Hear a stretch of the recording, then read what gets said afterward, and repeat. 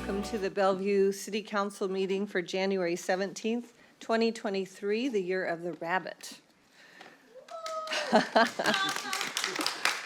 So, unfortunately, we do not have Councilmember Robertson here tonight. This is a Tuesday because of the Martin Luther King holiday on Monday, so she is working and not able to attend, but she was excused last week.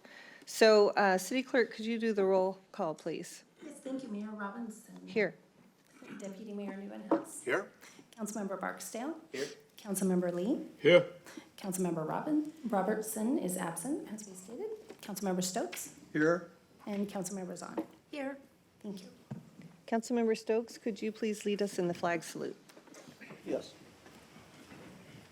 I pledge I pledge allegiance to the flag of the United States of America and to the republic for which it stands, one nation, under God, indivisible, with liberty and justice for all.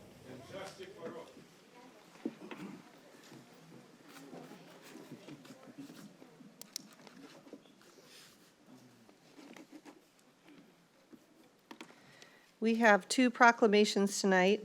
The first one is a Lunar New Year proclamation, and Deputy Mayor Newhouse is going to give us that one. Thank you, Mayor, and happy to bring this forward this evening. Thank you so many of you who showed up for the proclamation this evening, so it's my pleasure to read it now. Whereas more than 1 billion people in many countries worldwide, including many Bellevue residents, celebrate and recognize the Lunar New Year. And whereas the Lunar New Year starts on January 22nd this year and is a time when people gather together to celebrate the hope of the coming spring season, gathering with family and friends, often making the occasion with cultural events and performances. And whereas 2023 is the year of the rabbit, one of the 12 animal signs that comes from the Chinese zodiac and considered to be among the luckiest animal signs. And whereas the city of Bellevue recognizes the value of its diverse residents and the significant cultural contributions of our Asian American and Pacific Islander communities in particular, as we begin a new year together. Now, therefore, I, on behalf of Lynn Robinson, Mayor of the City of Bellevue, Washington, on behalf of its City Council, do hereby proclaim January 22nd, 2023, and the week thereafter as Lunar New Year Week in Bellevue, and encourage residents to seek out the many celebrations being held in our area in the days leading up to and beyond the start of the Year of the Rabbit as a way to join their neighbors in the annual celebration while wishing good fortune, good health, and happiness to all. Signed, Lynn Robinson.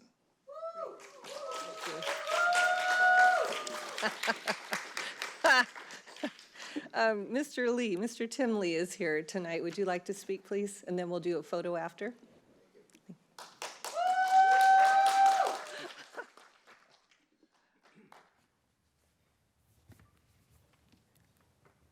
Honorable Mayor and Deputy Mayor and the Council City members and also the city managers and his staff. And thank you very much for including the Chinese community in Bellevue. And I have been a resident here for over 10 years and on and off before even 1983, I was here in Bellevue. So this is the place that I choose to retire. And this is the only place I want to live. And so because of this, Bellevue is the safest and also most vibrant city and also inclusive city that will bring prosperities and also our safeties, and also a very sound budget in compared to other cities.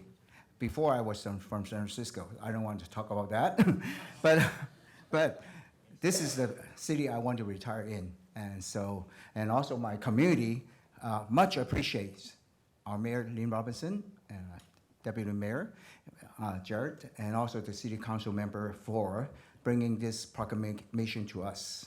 And thank you very much again. This community is Bellevue. Let's do a picture. Next up, we have another proclamation on the Human Trafficking Prevention Month, and that's going to be read by Councilmember Zahn. Yes, thank you, Mayor. Whereas human trafficking involves the use of force, fraud, or coercion to obtain some type of labor or commercial sex act, every year millions of adults and children are trafficked worldwide, including in the United States. And whereas the Federal Trafficking Victims Protection Act of 2000 established a commitment to combating human trafficking domestically and abroad, and whereas every year since 2010, the President has dedicated National Human Trafficking Prevention Month in January to raise awareness about human trafficking and to educate the public about how to identify and prevent this crime.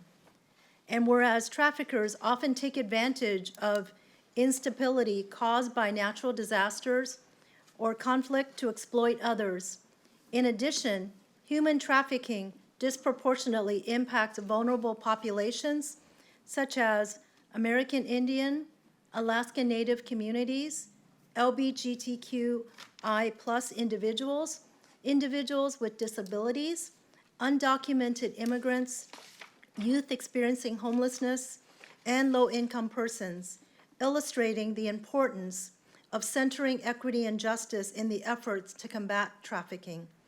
And whereas during this month, we honor the efforts of governments, organizations, anti-trafficking entities, law enforcement officials, survivor advocates, communities of faith, businesses, and private residents here in Bellevue and around the world who are raising awareness and working to stop human trafficking. And whereas the City of Bellevue emphasizes that everyone has the power to help make a difference in combating all forms of human trafficking by gaining knowledge to recognize, report, and reject these crimes.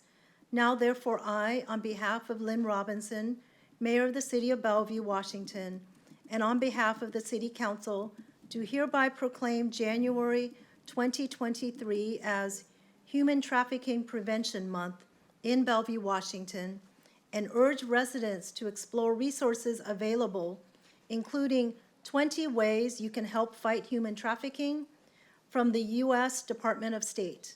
If you or someone you know is a victim of trafficking, call the National Human Trafficking Hotline at 1-888-373-7888 or text HELP to 233-733. Signed, Mayor Lynn Robinson, City of Bellevue. Thank you, Councilmember Zahn. Is there a motion to approve the agenda? I move to approve the agenda. Second. All those in favor say aye. Aye. Any opposed? Okay, next up is oral communications. City Clerk, do we have anybody signed up? Yes, thank you, Mayor. There are 3 pre-registered speakers this evening for oral communications. And before we get started, I just want to remind the public that oral communications is for a period of no more than 30 minutes. Each speaker will be allowed 3 minutes to speak, and only 3 speakers will be allowed to speak to any one side of a particular topic.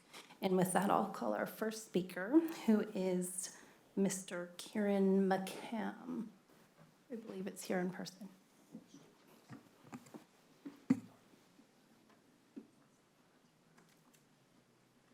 Welcome.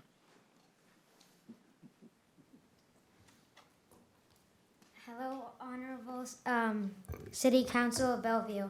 My name is Kieran Malcolm, and I'm a 5th grader at Somerset Elementary School. I would like to inform you that recently in the neighborhood of Somerset, Bellevue, multiple incidents of tree fallings have taken place.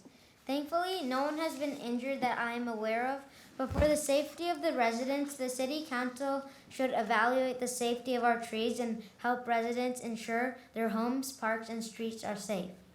As you know, trees falling can be risky, and we should do something about it. In places such as Bellevue and Seattle, winds can get up to extremely high speeds. Near our house, 2 trees have fallen and have knocked down our fence. If you can see the handout, you can see the pictures of some of the trees that have fallen down. For this reason, we as your residents do not feel safe, and the job of City Council is to make sure the residents are always feeling safe. Please consider this and take responsibility.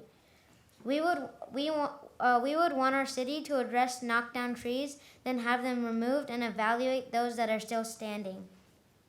I am not the only one who has this concern about trees. One of my neighbors down the street shared their concerns about the taller trees. They said that higher winds can affect the tree and they should be addressed. They think that the city council should have someone who audits the trees around the neighborhood, and if there is a tree that is too old or is at risk of falling, then it should be cut down. These dense forests in our neighborhood may not just affect private properties, but can affect public spaces too. Trees have been around this area for decades, and planting the right trees can help this, especially trees that withstand stressors like extreme weather. Bellevue has experienced heat stroke and heavy rainfall much more than ever before. It is highly possible that when these trees were first planted, there were not as many stressors taking place as there are today. Trees can fall because of root damage, which is caused by pollution, competing vegetation, lack of root support, and rapid construction and urban development.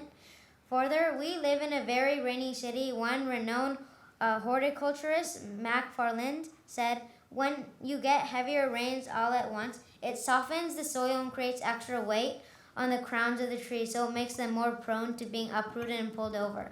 For these examples and reasons, the City Council should take responsibility for this and help Bellevue residents understand the safety of the surrounding trees by auditing and cutting unsafe trees regardless of whether they are on private property or not. Once again, we as your residents do not feel safe, and we should do something about it. Please consider this and have an evaluation of the trees and keep the residents safe. Thank you for your support. Kieran, welcome. Thank you. Thank you, Karen. Thank you. Our next speaker is Alex Zimmerman. Okay. Mr. City Manager, do we have a procedure for when a resident sees a tree that they fear might be a danger to the community? Yes, I believe we do, and we'll make sure we get a hold of the individual that spoke this evening and provide them that information. Thank you. Dangerous to community. Fascism is dangerous for community. You're absolutely right.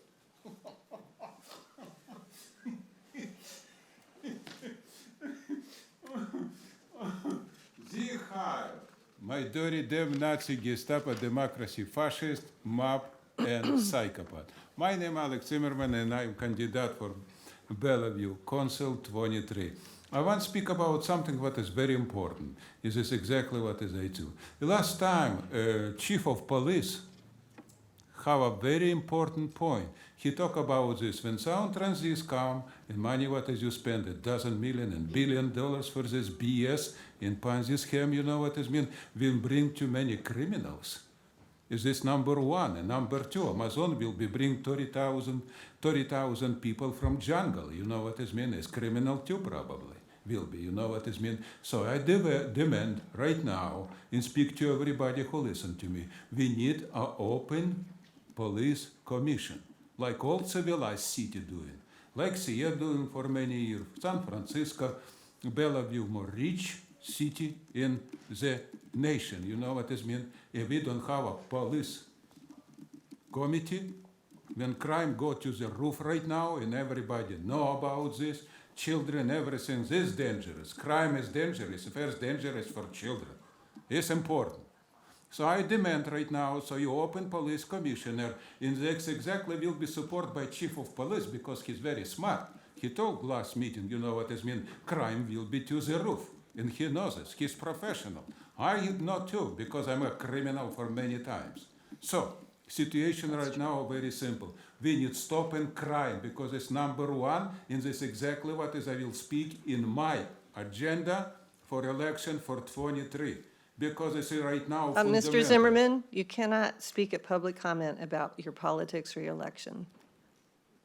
I'm sorry. Okay, no problem. Yes, that's number one. And number two, need stopping this limitation of 10 people. I go right now to every commission, it's more than 10 commission, and many start stopping this. You know what it means? Start saying, like Bellevue have for 35 years, what is I know. You know, 3 minutes and open to everybody. This absolutely fascism regime what is we have.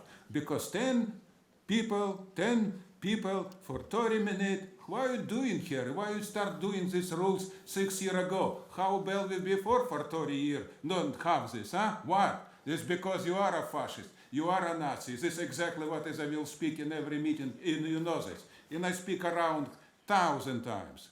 We need stopping because Seattle in country right now is epicenter of fascism. Stand up, America. It's a free country for everybody. Stand up. Thank you very much. The next speaker on our list is Randy Banneker, who's joining us virtually. Mr. Banneker, can you hear me? I can hear you. Can you hear me? We can. Your time begins now. Thank you. Mayor Robinson, members of the Bellevue City Council, thanks for the opportunity to comment. I'm Randy Banneker. I'm here tonight on behalf of the 7,000 members of the Seattle-King County Realtors in support of the next right work elements relating to missing middle housing. We strongly encourage the council to give staff a go-ahead to accelerate the allowance of DADUs, ADUs, duplexes, triplexes, and quadplexes in the city, along with a mechanism for separate ownership. These missing middle housing types will provide important housing options at a time when the lack of housing supply relative to demand in our region has forced home prices to new highs. High prices have locked many people out of the housing market, and there are very few options affordable to prospective first-time buyers in Bellevue. It's important that people have the opportunity to buy and start building equity, important to their financial well-being, and also important to the vibrance, stability, and completeness of Bellevue. Middle housing is highly successful in many cities, and it can be in Bellevue. Of course, good design is important. These housing types should not upset the aesthetics of the neighborhood. The good news is they don't need to, and in fact, they can be added almost imperceptibly. We thank you for all of your work in addressing the need for housing in Bellevue. Good night. Thank you. And that's the end of our pre-registered list. At this point, I would ask if there's anyone else here in council chambers who would like to make comment to the council, please raise your hand. Additionally, if there's anyone joining us online, please use the raise hand function. And I do see one hand online. Ms. Dean, can you hear me? I can. Thanks, Charmaine. Thank you. Your time begins now. Good evening, Council. Heidi Dean here from Newport Hills. I was glad to hear Mr. Banneker go before me. I wanted to address the next right work on your agenda item tonight. It's interesting to see who's backing this because it always ends up being the people who will benefit from that, which is the realtors, the builders, and the attorneys who represent them. Over and over again, and again, it's interesting because even at the state legislature, they're doing the same thing. You know, if these things will actually yield affordable housing, and I've heard our own staff members, Brooke Broad and Elizabeth Erickson, tell people there are studies that show that these things will yield affordable housing. Why don't they ever produce those studies so that people can see them? I've actually seen Sharon Shoemake at the state legislature say the same thing, but never produce the studies. In fact, it's the opposite, because if you don't address the underlying issues that are making our housing unaffordable, the land speculation that's happening, especially in areas like Bellevue, all of this stuff is not going to make a difference. It won't.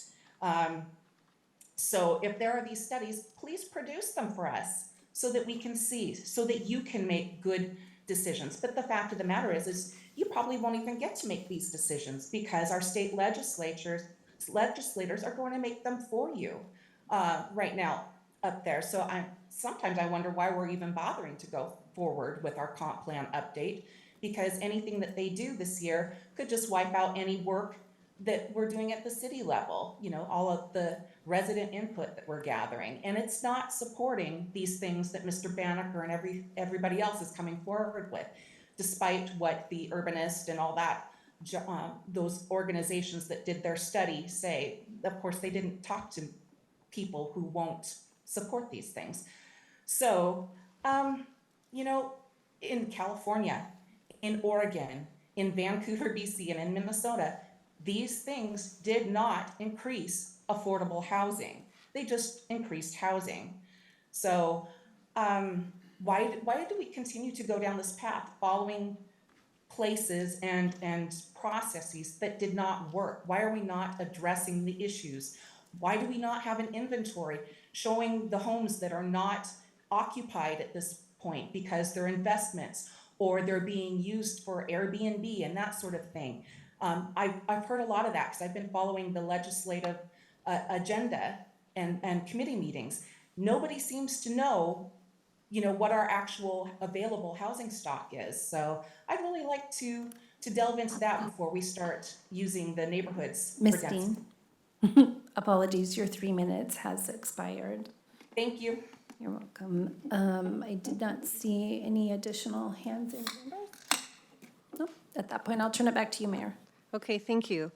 Next up, we have our consent calendar. Is there a motion to approve? I move to approve the consent calendar. Second. All those in favor, say aye. Aye. Any opposed? Okay. So we have 3 study session items tonight. We'll dive in and see how far we go before we have to take a break. If you, are you planning, you are welcome to stay for the whole meeting, but if you're trying to be polite and leave at a break, this is a good time to go.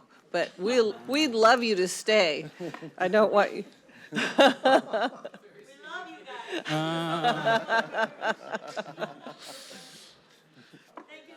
Thank you. Mr. Miyake, would you Sure. like to introduce the first item? Sure, Mayor. The first study session topic is a presentation on 2 utilities financial policy issues. The first one is moving from bi-monthly customer billing to monthly customer billing. And the second financial policy issue is credit card processing fee recovery. Both these topics were discussed with council during the 23-24 budget process consideration, and staff are requesting direction on these 2 policy issues. Joining us this evening is Nav Oto, the Utilities Director, and accompanying her is the Chair of the Environmental Services Commission, Vanya Nezevic. And Arya Knesvik. Good evening, Mayor Robinson, Deputy Mayor Neuenhaus, and council members. We are here, as Mr. Miyake mentioned, to review a couple of policy issues related to utility billing. And Vanya, the Chair of the Environmental Services Commission, will, following my presentation, give you an insight into the deliberations that the Commission had on these 2 topics. So tonight, we're seeking direction from you on 2 policy issues. One is transitioning to monthly billing, and the other is to recover credit card costs through a transaction or service fee. We will give you a brief background on these topics, followed by a discussion of the alternatives and fiscal impacts, next steps for each one of them. And then Chair Knezevic will provide the Environmental Services Commission's recommendation on these policies. Both of these issues have been under consideration for quite some time. However, we were constrained until now by the high cost of manual meter reading and the system limitations of our current billing system. We are now at a point where the timing of these and other initiatives makes it possible for us to implement these 2 policies. The AMI implementation underway mitigates one of the major costs and administrative barriers to offering monthly billing to our customers, which is really more frequent billing reading and the costs associated with that. The new billing system also makes it necessary technologically for us to change our billing cycle, and the timing of this new system implementation underway presents an opportunity to minimize costs and the impact of making changes now rather than waiting till later when we would have to do reconfiguration. So we are proposing to do these in alignment with our billing system implementation. Both of these issues were discussed with the Environmental Services Commission over several months last year as part of the budget process, and the Commission recommends moving forward with both of these policies.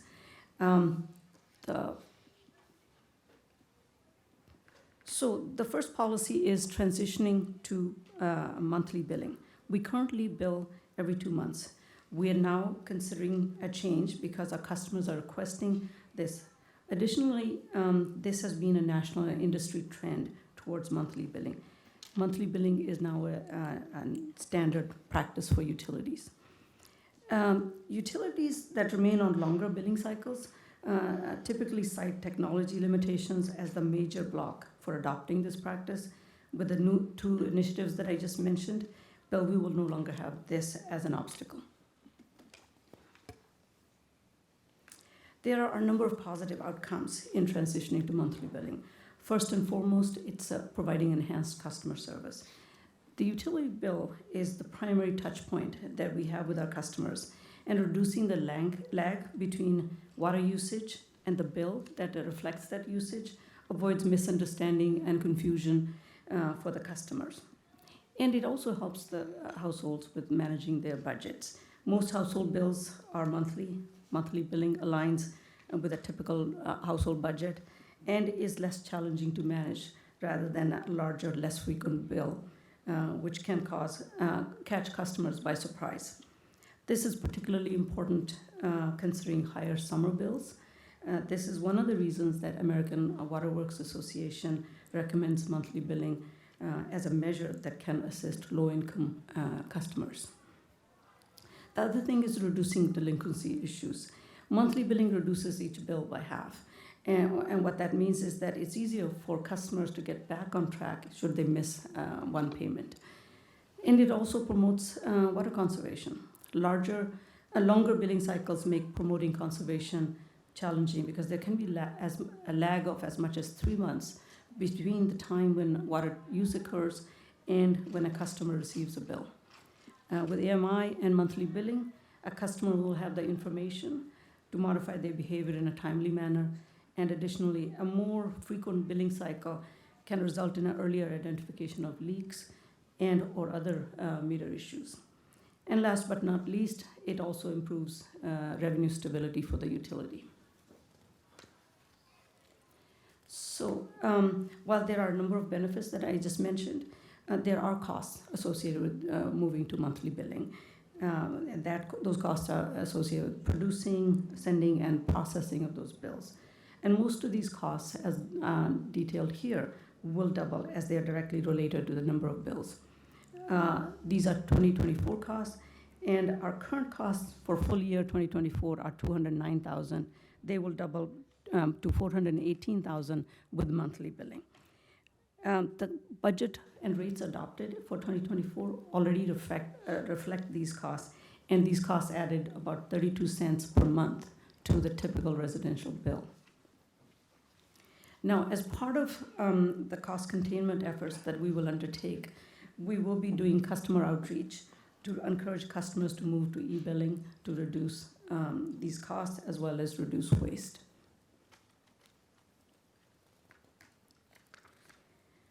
So in addition to the billing, outsending of the bills, processing the bills, there are costs associated with credit card processing, approximately $288,000. These are not included in the adopted budget per the Commission's guidance. The reason for these costs is that the credit card processing fees have both a per payment charge as well as a percentage fee. And since we will be doing more payments, that's the reason for these additional costs. The Commission unanimously recommended implementing monthly billing. However, they disagreed on having these costs included in the budget because of the second policies that we will be talking about. And that is, they felt strongly that credit card costs should be recovered through a transaction fee, and that I'm going to discuss next.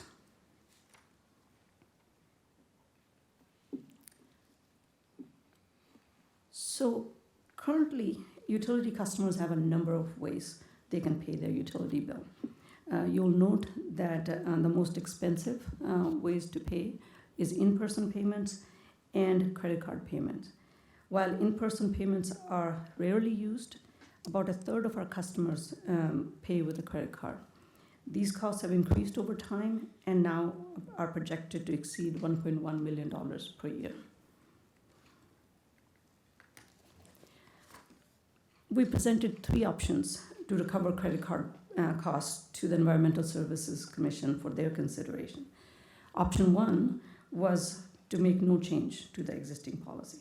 Option 2 was to recover credit card fees only from commercial and multifamily credit card users.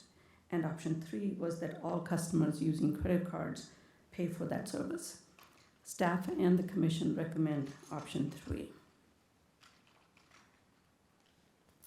Now, this is a very busy slide, but I will go through each option going down the column.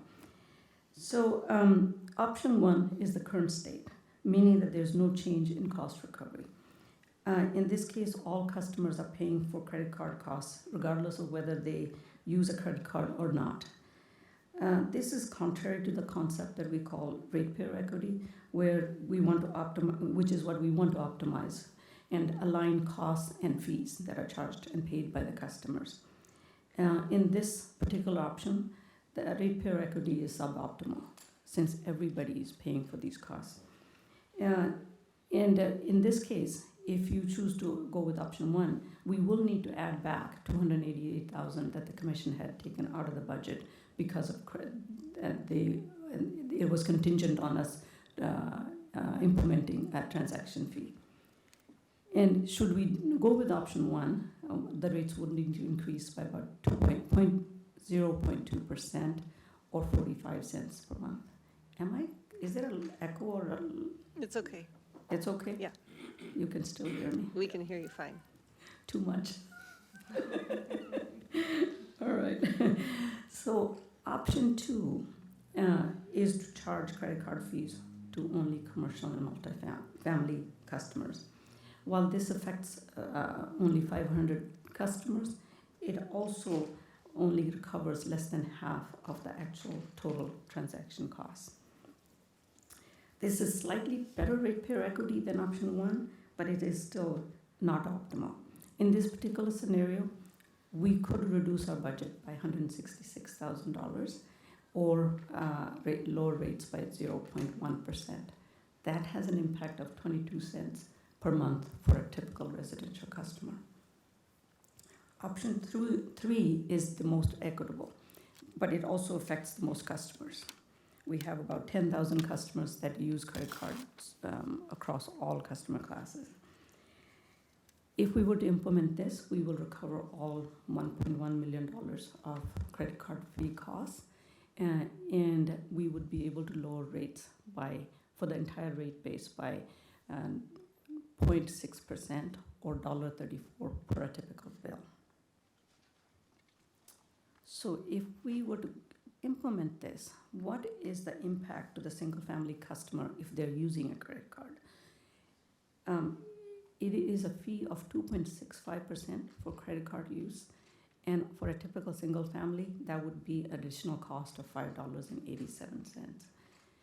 For our customers that participate in the rate relief program and pay with a credit card, that would be an additional fee of $1.76. There obviously would be no cost or no fee to customers that switch to lower cost payment methods, which is what we will actively encourage folks to do.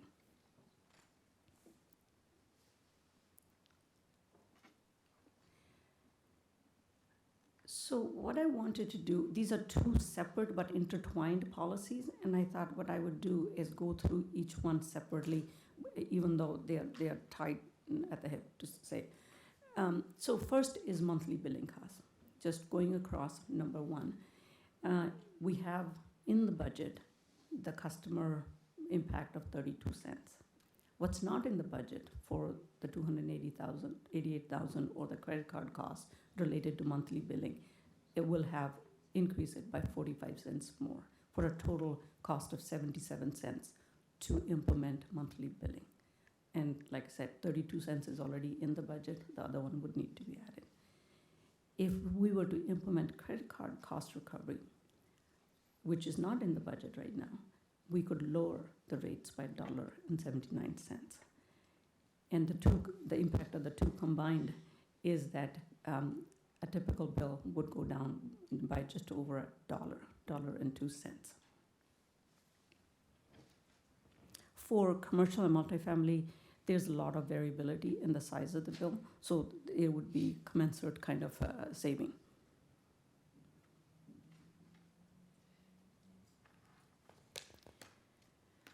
Our next steps would be to do customer outreach beginning third quarter of 2023 to notify customers of monthly billing and also to educate customers on the use of low-cost payment methods and encourage them to switch from credit card to other methods of paying their bills.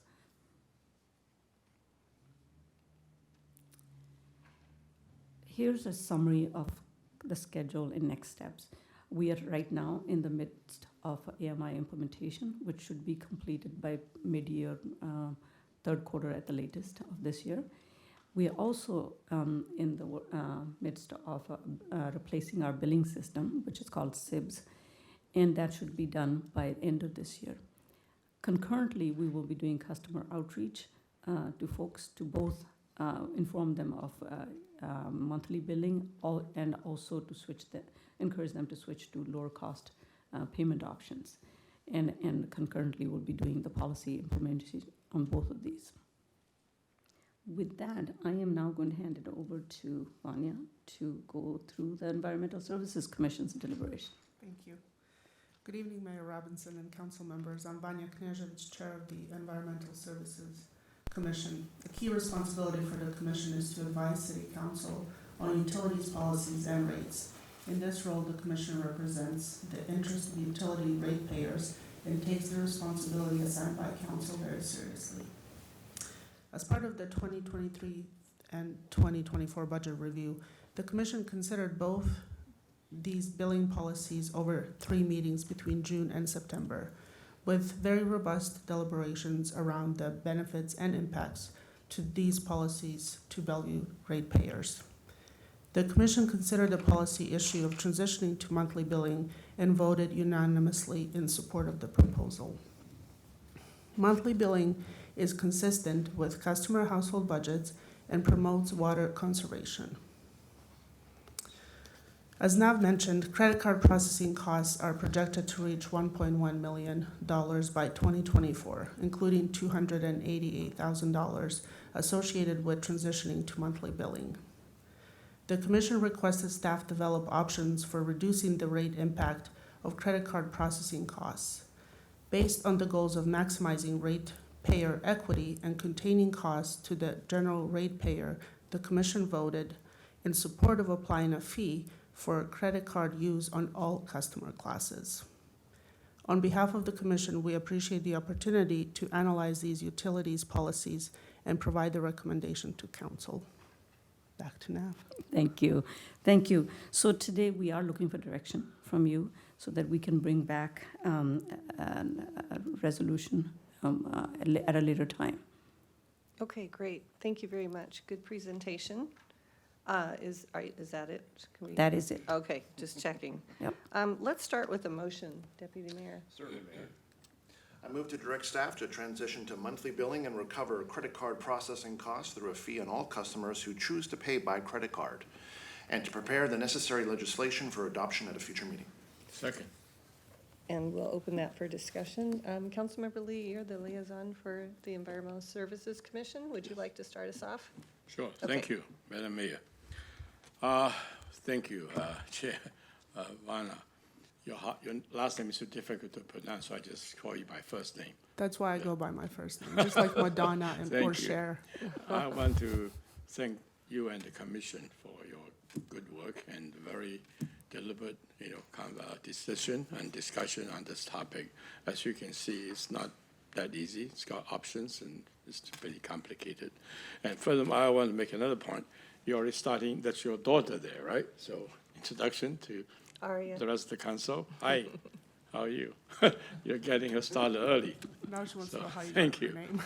So I want to thank the Environmental Services Commission for their hard work and diligence in reviewing these billing policies. The commission had very robust deliberations, and I appreciate the commission thoroughly considering the customer impacts of each policy options. I've worked closely with the Commission to make sure these policies are equitable for all customers. So I support moving to monthly billing with the MI coming, it's appropriate and it's timely. It makes it easier for utility customers to manage household budgets and encourages water conservation. It also supports applying a fee to all customers using credit cards to pay their utility bill.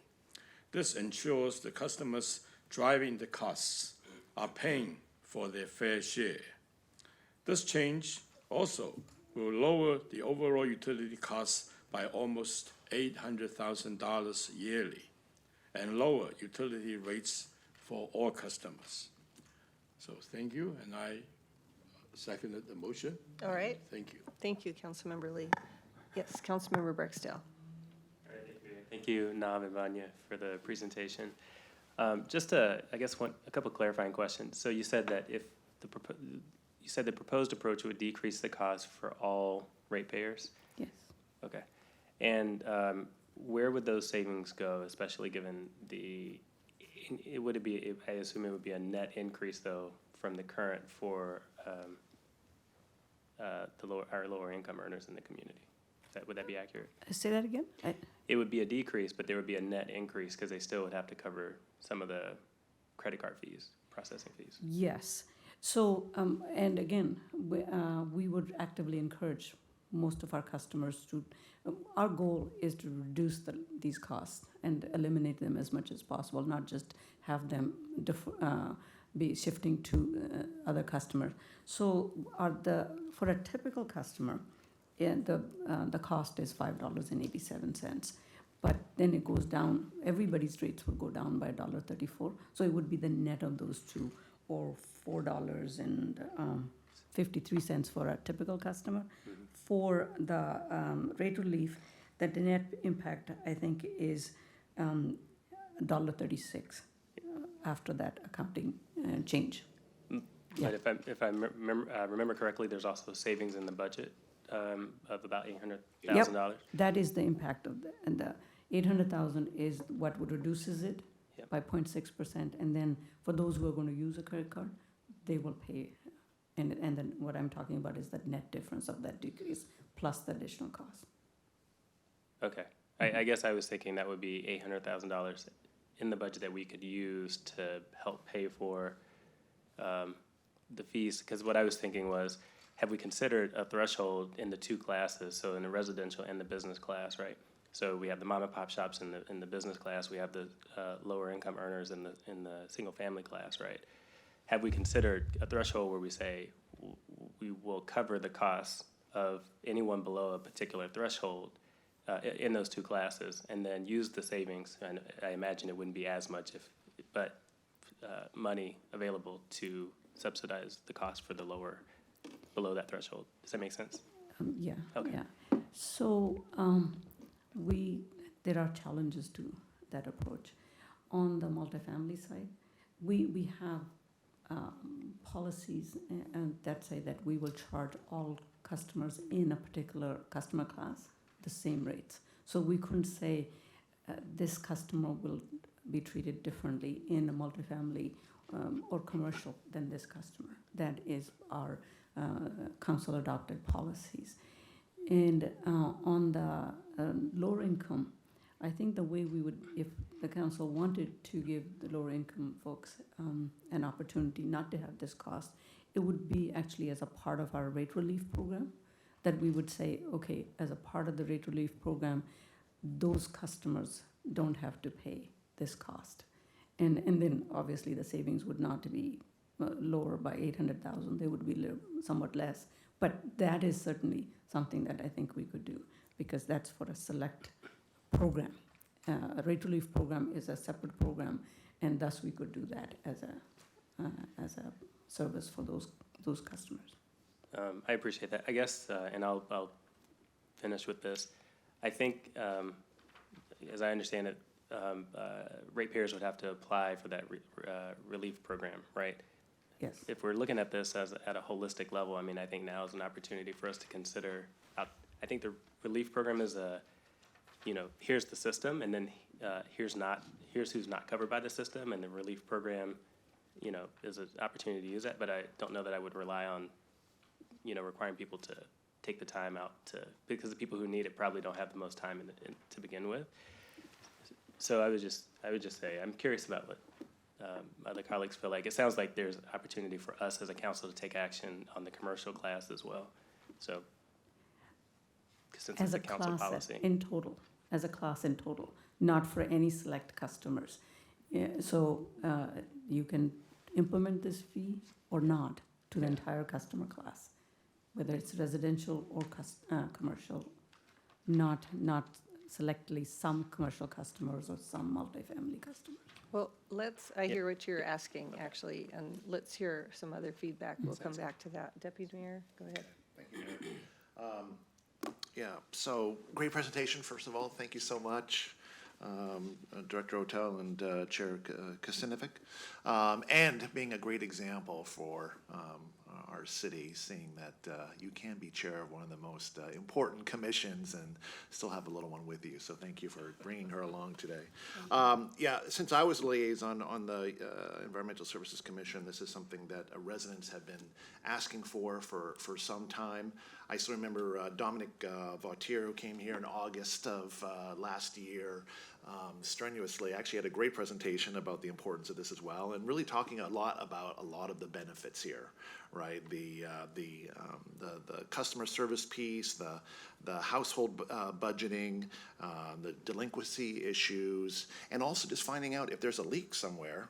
You're going to find out a lot quicker if it's monthly billing versus bi-monthly. So that's also a benefit here. So, and then improving that revenue stability, I think, is also, a key point here that's going to improve. So I appreciate Councilmember Barksdale's point, and maybe there's a way for, and I'd love to know just a little bit more about the outreach, because I think that's important here to make sure people understand we're moving to monthly billing, but also at the exact same time, remind them that if this is going to be an undue hardship, that there is that rate relief program, and here's how you take advantage of that if you meet the qualifications, whatever they may be. So I'm sure bill inserts is part of that program. I'd love to know how else, in terms of the amount of time, are we going to start doing that right now before launching this? I believe, in 2024 then, at the beginning of the year, we'll start.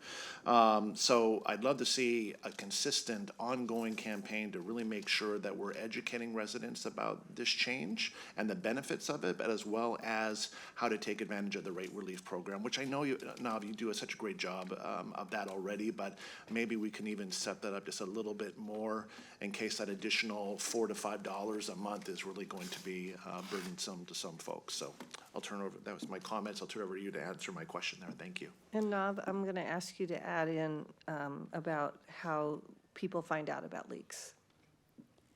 So once we go to AMI, there are a couple of ways. One is they will have an app that they can monitor their usage, and so they can see if there's continuous usage. The other thing is that we will be able to see, we will have alerts in our system, and then we can say to folks, hey, you may want to check your meter has been running around the clock for 3 days. And that's possible that somebody is using it around the clock, but ultimately the responsibility is the customers. But we will have the tools to offer them, and they will have the tools in their hands to detect those leaks. But the value of monthly billing is that most people don't pay attention till the bill comes.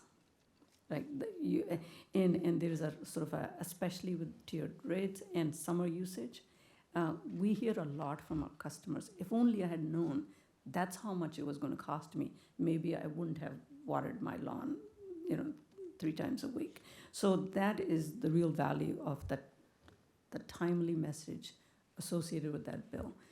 And as far as we will definitely be doing a lot of outreach to help customers understand and actually change their behavior. That's what we want to do in both of these. We want to reduce the cost for sending twice as many bills by saying, can we sign you up for e-statements? And that will reduce some of the costs. And then the biggest campaign is going to be, whether it's low income or regular customers using credit cards, to help them understand that they have control over eliminating this cost, because they don't have to pay for a payment of their utility bill if they just do a bank-to-bank transfer or ACH. So that's the campaign that we will focus on, because our goal is to actually reduce those costs. Thank you. Okay, Councilmember Stokes. Yeah, I appreciate this very much. Actually, the conversation on this was something we had in 2012 when I was a liaison, and it's been a long conversation, but sometimes it takes a lot of time to do that. I appreciate that. I think you've gotten to one of the real issues that people have, and that is having not knowing exactly what the payment is, and when the big bill comes, it's $350, and they just said, we just used a little bit of water. Well, yes, 2 months. And I think that's going to help a lot. And helping get ways that it costs less for them to pay is another factor on that. I do think, and I don't want to go back to the whole thing, but I think there's some kind of hard to understand how X and Z don't match up. And you get this something that is less than what you talked about, the concern of doing this, that was going to cost us more. And it's not really clear as to what the real impact of this is going to be in terms of the cost. And it looks like utilities will actually gain from this change, as opposed to putting more money onto the ratepayers, which is good, or not. I mean, that's the part I think is kind of confusing about this, is what is the total goal? The real goal, you have two things. One, to change to a better system, and the monthly system is great. And if you get more people paying it a way that's not as costly, that's good. The other factors don't seem to be very clear in terms of the cost back and forth between the way, how much you collect this time, what you do here. And in a sense, it looks like we're collecting more money than we would be right now from the ratepayers. But somehow they're getting a little bit of a rate lessening. So I think it's kind of hard to put that whole piece together in this short time period. And I think the overall goal is very good. And there was one other point here. And I do think Councilmember Barksdale's piece is something that there's nothing written in stone that we have to charge everybody the same rate. We do this in looking at people with low income, and all other sorts of ways in both the city, the county, in the system, in helping. And I think it'd be very easy to do that. And it wouldn't be, it's a different policy. But that's something that probably haven't been discussed enough to come to a decision on that. But I think that is something that is very important if we really, we're looking at all these other issues in terms of housing and other things, and there are people who are just struggling to pay their utility bills, and they need that. And I think we should take a look at how can we do that. And it's a little more complex for the utility, but that's complex for all of us trying to help these things. So I would like to see more work go into that particular area. And I think it'd be something on a real gold star on Bellevue for doing that. But the overall piece of changing to the monthly and changing the rates and getting people to do it online instead of having to send a check or whatever is a great thing to do. So I appreciate that very much. And it's one of these things that just took a long time, but we're there. And I'll be really glad when we get the automatic system set up too, because that's going to be a real saver all around. So thank you very much. Thank you. Councilmember Zahn. Yes, thank you, Nav and Vanya. I thought it was very helpful to have this come before us now, to leverage the AMI implementation and work on this timing, because I do remember when I first started getting bills almost 30 years ago, the idea that you pay every other month, and so sometimes you think you have more money, and then you realize, well, actually, no, now I'm paying 2 months' worth of bills. So having that predictability and is very helpful, I think, in terms of helping our customers better manage their finances as well as decision-making and choices. I agree with my colleagues about helping to educate on choices. I didn't realize that when I look at the slide that talks about the fact that in-person payments cost the city $19 and credit card payments potentially go upwards of $1,400. And so being able to educate about the different choices so that it's a win-win for both the city and for the ratepayers, I think is a win-win. And frankly, a cost recovery of over $1 million, that's significant. That's real money. So I am very glad to see this. I fully support both of these items. I agree with my colleague about the rate relief program. I guess so that we are able to help them without having to jump through one more hoop to be eligible for this particular item for reimbursement. I mean, I can imagine maybe the single family with it only being $5, but those small mom and pops, it's probably not a $5 fee for their water usage. And so to the degree that those rate relief programs are available to those, I guess that would be my question is, I know we have one for residents. Do we have one for small businesses as well in terms of utility relief programs? We have 3 different programs. We have a utility rate relief, which is for low-income seniors and low-income disabled residents, and that is up to 70% discount on their basic utility bill. And then we have one for rentals, multifamily, and that is a refund. So they give us the information, and we actually send them a check for again 70% refund. And Bellevue is one of the very few that actually offers that level of discount, and also to multifamily, because multifamily customers don't receive a bill from us. You know, their bill is through the management company, but we have, I think it's about half and half, to be honest, single family and half multifamily. So we have a program for multifamily as well. Then we have a tax rebate program, and that is for, again, folks can apply to for, it's up to, I think, 120, that range, that the general fund pays and sends a check to customers. The issue is that we cannot selectively say these customers will get something and these will not. There are guidelines for our rebate and rate relief program, and they are sort of directed by state law. So it is not a discretionary kind of thing that there are income levels that are qualifiers, and we go to a lot of effort to make sure that it is very user-friendly. And we have done a number of process improvements to sort of say, okay, you don't need to do an application every year to give us an affidavit. We will give you, if you were a customer if you qualified last year, so 2 years, they don't have to apply every year. But I do believe that we can do a lot more as far as advertising the program, because I don't think that we are reaching everybody out there that needs that help.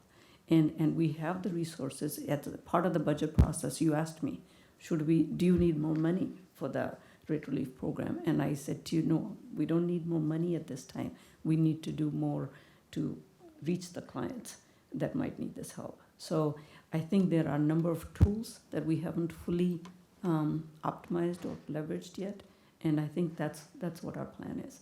And again, I will tell you that I think, but for the education, many people may not realize that using a credit card has minimal benefit to them, but a huge cost. And I think relating the cost with the uses of that card will help raise awareness, because it's not like that's their only option. We can guide them, we can automate the process so that it is easy for them to use other ways of paying their utility bill. Okay, thank you. I would also like to add a little bit more. Yeah, please. This was the most robust conversation at the commission, no doubt, and this is my 6th or 7th year. I'm proud of the work that we did, and I was just looking on my phone to see if I'm paying Puget Sound Energy with my credit card, and I'm not. So that probably means there's a fee. I'm not 100% sure. I'm assuming, because otherwise I would use a credit card. So when it comes to ratepayers, we always hear how we keep increasing rates. And this is $1.1 million that helps not increase our rates that much more. And it's not a necessity to have to pay your utilities bill with the credit card when we have other options. We pay for rent, not with the credit card. Most of the living expenses, we don't pay by credit card. Most don't accept it, or there is a fee. So I feel like we've talked about low income. And again, we feel confident because we have other options. The credit card is not a necessity for most payers. That's all. Thank you. You're welcome. Okay, I'll take a turn here. Chair Knezovic, thank you for being here. Absolutely. Thank you, Nav. To me, the two issues, should it be monthly or bi-monthly? I think that's kind of a no-brainer. That monthly is something we've heard about for a long time that ratepayers would like. And the thing that I like about it is that the studies have shown that the first indicator that somebody is becoming unstably housed is their inability to pay their utilities. So if we see that sooner than 2 months later, then we can help them. And so I do want to know if we can flag that, and in a way that's respectful and compassionate, if we can contact people to see if they're doing okay. I think maybe if we work with our group that deals with stable housing, that might be something helpful.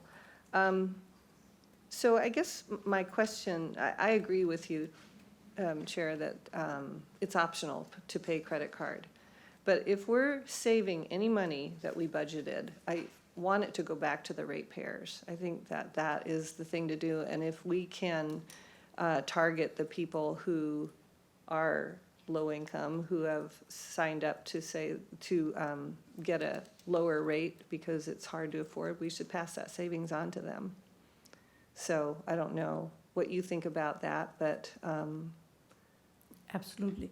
So that's the whole premise of this, Right. is because $800,000 of costs will not be borne by the general rate base, their bills will go down by Right. more than $1 per month. right, So they will benefit. Everybody benefits.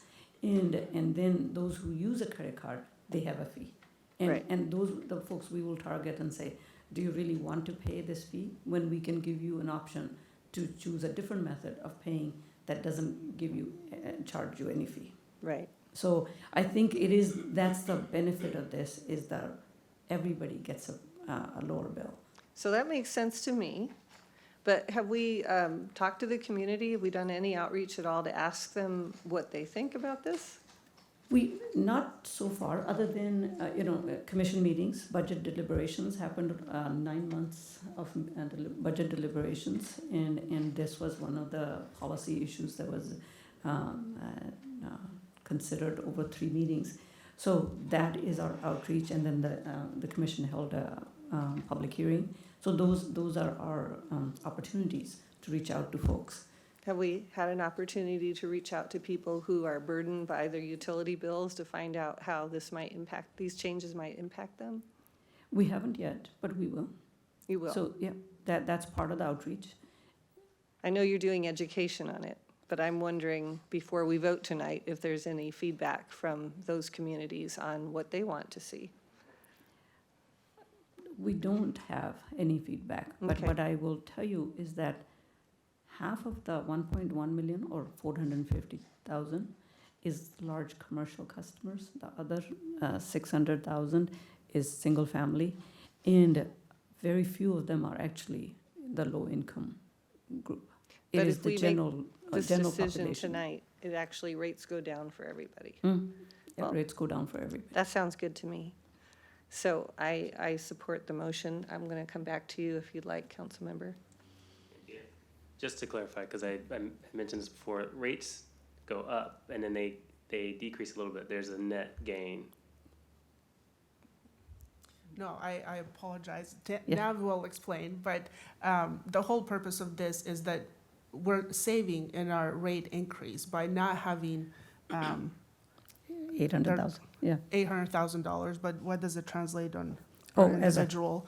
$1.50 per Dollar month? $34. $1.34 per month. We're saving for each, on average, for each customer From their current bill today. if we proceed with credit card fees where we all don't pay for those who use credit card fees. Because currently not all the ratepayers use credit card. There's a certain percentage that uses, and then there's a certain percentage of higher bills that definitely use credit cards, which drives our costs collectively. And by us shifting the responsibility from all taxpayers paying for credit card fees and those who use credit cards, they pay the fees, we save for everyone. Yeah, thank you for the clarification. So, couple things. One, so the ACH fees or the options that we were talking about before, as we know, I mean, the difference there is that it pulls from your account, like assuming you have the funds in your account versus a credit card, which gives you a little bit of room. So I do think there is an embedded challenge or an implicit challenge there for our low-income community because they may not have, especially if, I wholly support going month to month, and I have another follow-up on this, but if they don't know what's gonna come, that variability coming directly out of your account does impact them more than, say, from the credit card, which gives you more cushion, right? For our low-income community members. The second piece is, do we have what I've seen, if we're gonna try to push our folks to ACH or like directly out of their bank account, where they can pay a fixed fee every month through the end of the year and then true up at the end of the year. That way, they know how much is coming out. And in terms of them knowing what their usage is, we could still show what their usage is for that month and show what the gap is between what they're paying and what they would owe at the end of the year. So they know like what, at the end of the year, I'm gonna have to pay this. And so it's still another way, but it gives them a fixed fee each month. Yeah, and that's called budget billing. And so what it is generally, it's your annual bill. They average it from last Yep, year. yep. And then, and some months, especially when you have monthly billing, some month you're gonna pay a little bit more than your actual bill. Some months you're gonna pay less. And that is one of the functionalities that we will definitely be looking at with our new billing system. Right now, we can't do that. We can't offer budget billing. So basically what it is that you can pay a set amount, and then there's a true up. And then we can determine how frequently do you want to do true up, and how, and there are computations on how do you figure out so that the person doesn't have a shock at the end of the year that, oh my gosh, I still owe $500. Right. You don't want to put your customers in that situation. So that is functionality that definitely we will look at, as well as we will look at donation program, so that if customers that are able to pay a little bit extra, that money can then be used towards the rate relief programs. Got it. And building on the mayor's point about the trigger, if someone is late on a series of payments, I guess what I'd be interested in is, if we can't charge them less because of the state law, can we not just automatically refund? We already have sort of a refund and a rebate program. Can we not just say, maybe this is, can we not sort of kick off an auto rebate or an auto refund for that person that, by this indicator, is potentially a lower income resident? I think the indicators for low-income resident, customer is they're participating in these programs. Otherwise, Without them having to sign up for I'm trying to build it into the system versus have them have to apply. Understand. But we don't record people's income in our billing system. So we don't have income information per customer. So how do you get that information? They must participate in some program. But if somebody can't make their bill, Yeah. and they've been red flagged, and somebody reaches out compassionately, And if they're not enrolled in that program and they qualify for it, wouldn't we have somebody help them enroll in it at that point? About 3 years ago, we implemented the emergency assistance program. Yeah. That is precisely for that purpose. It is when somebody's going through job loss. And we have a program that actually forgives 4 bills, 4 months worth of usage, utility bills. So we have that as a program that folks just need to say, here's my information, here's what happened. And then we would say, okay, you qualify for this program, we will forgive you up to 4 months worth of utility bills. And then the final, so we have, as you can see, we have several programs to help our customers in need. And then the final one is we work very closely with the social service agencies like HopeLink to direct folks to other means when the city cannot help. Any other comments or questions? Oh, good for now, thank you. Councilmember Zahn? Yeah, I do have a question now, because as I'm listening, really, there's a difference between the person who's struggling has to pay first and then they get refunded or reimbursement versus an ability, especially since we have a new billing system coming, that if there's a way to tie the multiple systems, so the people that are eligible for the, I think you said, up to 70% of their utility bills to be paid as part of the rate relief program, if that could be removed from their bills so that they're only paying the 30% versus having to pay just to request a reimbursement. Because if someone's struggling, asking to pay first means that they're always paying more than they can just to get some money back. So I would like to understand what is possible. I may have misspoken. That the rate relief program means that they only get 30% of the bill. They don't get 100% of the bill. Okay, so the bill that they're sent already includes the discount? Includes the relief. There is a formula in the billing system that actually just sends them a bill for 30% of their charges. So the only ones that get a refund are the multifamily, because multifamily doesn't get a bill from us. Okay. Yeah. Okay. Thank you. Okay, any other comments or questions? We ready to vote? No. I couldn't see you, sorry. It's okay. I think what we're being asked to do is a great thing, is to agree to have monthly bills and have it collected this way and that. The second part of this is you're asking us for, can we continue to see what works and what doesn't and how much it's going to be? We don't really know. You can't really say it's going to be X number of dollars next year that we have or not. It depends on several factors. It depends on how many people go with a credit card thing or not, and how do you get people to understand that and do it. And how do we charge more, saying it costs us more to do this, and end up making a lot more money than this current system? And where's that money coming from and going to? I think you're going to really work on something that's really good, but it just doesn't sound, it's just hard to explain it to anybody and see how these dollars would shift depending on what factor we have in here or another one here as to how much is into that. And I just have a hard time voting yes on the whole piece when what you're really asking, the important piece right now, is changing to monthly rates.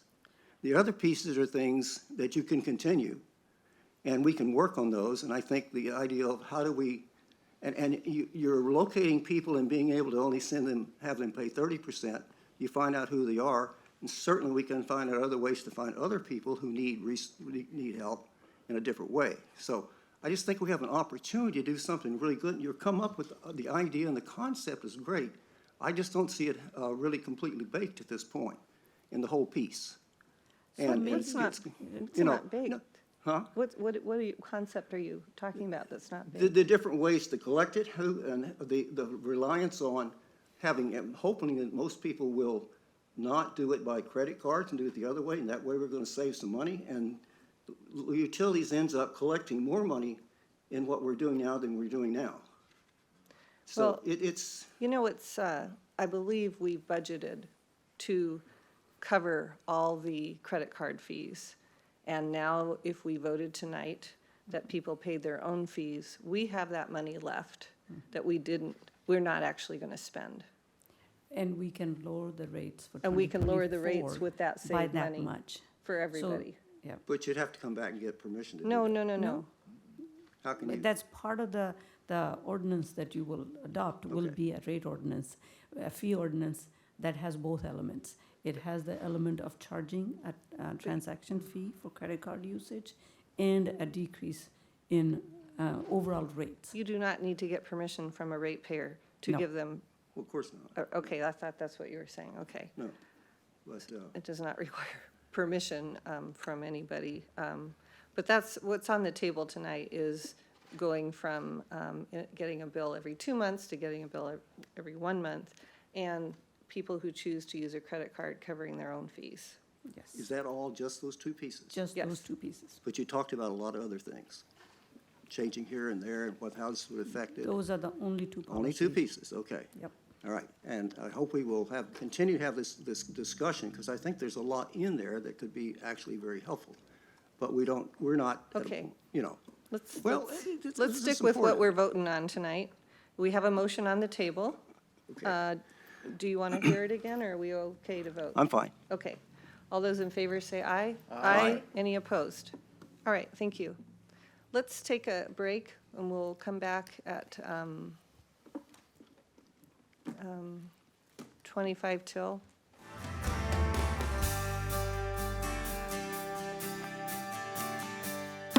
Thank you. We're resuming. We're on our second study session item, which I know Mr. Miyake is going to introduce, but I'm just going to say it looks very straightforward to me. It looks administrative, and it should be an easy one to get through. But I will just tee it up and turn it over to Nav here. It is related to an assumption of the King County Water District Number 1, which is, as you mentioned, it's administrative in nature since there was an interlocal agreement that the city entered into quite a while ago. And with that, I'll turn it over to Nav so she could provide you the details in order for you to take action tonight. Absolutely. And I think this should be straightforward. But we are looking for direction from you and to prepare an ordinance authorizing the assumption of King County Water District 1. So tonight we'll provide you a brief background. So the effort to work towards the assumption of the district started back in 2003. The city has been providing water supply to the district since 2005 under an interlocal agreement, and that was executed in 2004. Completing the assumption is the final step of actions that were contemplated as part of that ILA back in 2004. And tonight I'll walk you through the background, the policy, and fiscal considerations, and a summary of the next steps. So Water District 1, it is a very, very small area at the tip of Yarrow Point, and it serves about 210 customers. So very, very small district. And in 2003, the district approached us and said, would you consider taking over our providing service to our customers? And we said, okay, there are conditions related to how we assume a district, and we will work on an interlocal agreement. And so an interlocal agreement was signed back in 2004. And that interlocal agreement has two parts. There is the district is required to do certain things, and some of them were pretty basic, which is what I guess the overarching goal when we assume new customers is that our existing customers should not be harmed in any way as far as financially or otherwise. So we look at, okay, you will buy into our system because our existing customers are paid for the system. So it was that they needed to upgrade their system to city standards. They needed to isolate all of the wells, transmission lines, so that there wasn't any cross-contamination, we would be providing water from that point on. They needed to install meters. They had never had meters installed, so they were paying a flat fee. And then they needed to pay all the applicable charges, whether it was connection charges, CRCs, and they needed to adopt our city programs, such as conservation program. And they needed to continue as a corporation until they had kind of finished their obligations as a district. And one of the big ones was that they had some money that they, what they wanted us to do at that time was use that money specifically for their customers, give our customers a refund or a rebate on the utilities. And we said, no, all of our customers pay exactly the same rates. If you want to give them a refund, you can send them a check. So that is the reason that the assumption was not completed back in 2004, because there was this outstanding balance that the district needed to do something with. So then the city, in this interlocal agreement, the city's portion was that we would provide water supply, and that we would, and we started doing that back in 2004-05 timeframe, 2005, and that we would maintain, operate, and renew the system as if it was our own system, because we had already had them buy in, pay for the upgrades that needed to be done, and to pay into our R&R. So since 2005, these customers have been treated the same as our own customers. They pay the same rates, they have the same customer care. The system is also maintained by us. And they paid rates based on the city's rate structure. And the basic part of this ILA was that eventually we would assume the district. That was the commitment that the city made. So state law allows us, gives us the authority to assume the district, and our own water system plan has been, that includes this service area. And like I said, we, as a part of the interlocal agreement back in 2004, we agreed that this would go through. So now there aren't any further fiscal considerations. All of that happened back in the 2004 timeframe. So there is no fiscal impact. The district has paid the requisite fees and charges. And really, we've operated the system, their system, for the last 17 years.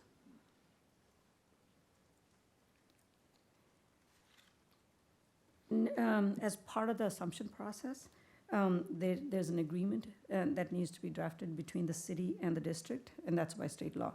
And this agreement addresses the rights, the powers, the duties, and the obligations of the parties regarding ownership of property, provisions of services, maintenance of facilities, all of these various aspects.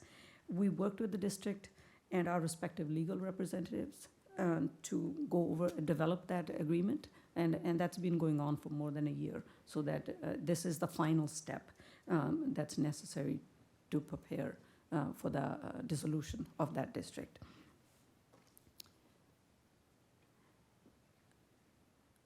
So let me go to the next one.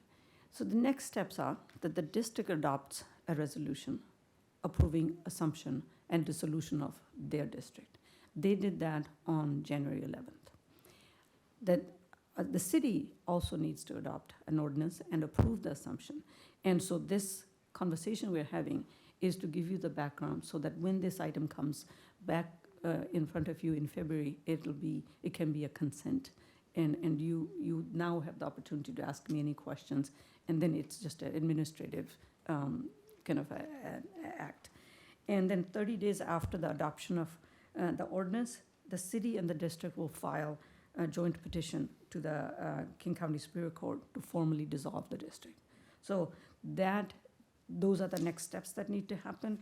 And really, this is the kind of the final legislative step of actions that were contemplated 17 years ago. And an interlocal agreement was signed by, and approved and signed by the council back then. Great. Thank you. So before we do a motion, you did mention that if we want to, we can bring this back on consent. And so maybe we could make a motion including that in the Certainly. motion. Yeah, I'll Okay. include that. I move to direct staff to prepare an ordinance authorizing the assumption of King County Water District Number 1 for adoption at a future meeting on consent. Second. So any comments or questions? I just have one quick clarifying question. Sure. So because we were already operating the district, there are no implications in terms of like membership with Cascade or anything like that? No, Okay. no. All right, thank you. Okay, any other comments or questions, Councilmember Zahn? I just had a quick question. So I support this. My question is, are there other ILAs like this, kind of in the wings, where we are also looking at taking on those district areas? Or is this the only one? So we've already we've got our service area. This is one of the last ones back then in 2003, 2004. There's Bozard, I think.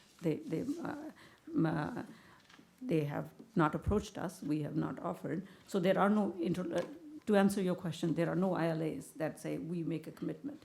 But there also are not very many districts left that are would be looking for support from us. Okay, just Yeah. curious. Thank you. Any other comments or questions? Yes. I was on the council in 2004, so I thought maybe I'll say a word or two. I can support this, I do, because at that time, the council, granted the IRA with the intention to eventually assume the district, so that was that. And now it seems to me with your presentation, all the requirements in the IRA has been met. And you have assured that, the payments and everything, we've been operating for them since 2005. So I'm completely happy that we are finally, making the final step. So I support it. Okay, great. All those in favor, say aye. Aye. Any opposed? Okay, thank you very much. Thank you. Okay, we have one more study session item. This one probably will have lots of thoughtful discussion on. So, Mr. Miyake, would you like to introduce? Thank you, Mayor and council members. Our last study session tonight is a presentation which provides a recommendation to further advance the city's affordable housing priority work in the next 12 to 18 months. And just by way of background, at the July 5th meeting earlier this year, staff presented council with an analysis and a prioritized list of next right work affordable housing actions that would increase housing production and again, affordable housing opportunities in the city. At the July 5th meeting, council requested staff to perform a capacity analysis to determine how the city could accelerate the additional Next Right Work project into scope 2 additional Next Right Work actions. Tonight's presentation will provide the findings of the capacity analysis, and staff tonight are seeking council direction to deploy certain added resources and efficiencies and to accelerate selected components of the 2 Next Right Work actions in coordination with other ongoing city projects. So joining us this evening is Liz Stead, as well as Nick Whipple, Planning Manager of Development Services, and Emil King with Community Development. And with that, I'm going to hand it over to Liz to kick off the presentation. Thank you, City Manager Miyake. Good evening, Mayor Robinson, Deputy Mayor Noonhouse, council members. It is exciting to be back again with yet another item around affordable housing. We've been making a lot of great progress with your support through the past, at least year. It's been a long time. It feels like it's something of a treadmill, but it's a good treadmill. There's a great prize at the end, so we continue to return. So tonight, Emil and Nick are going to give you a presentation and talk a little bit more about the findings that we found when we did a capacity analysis and some of the items that you were interested in us looking at pursuing alongside the other Next Right Work items that we've already initiated.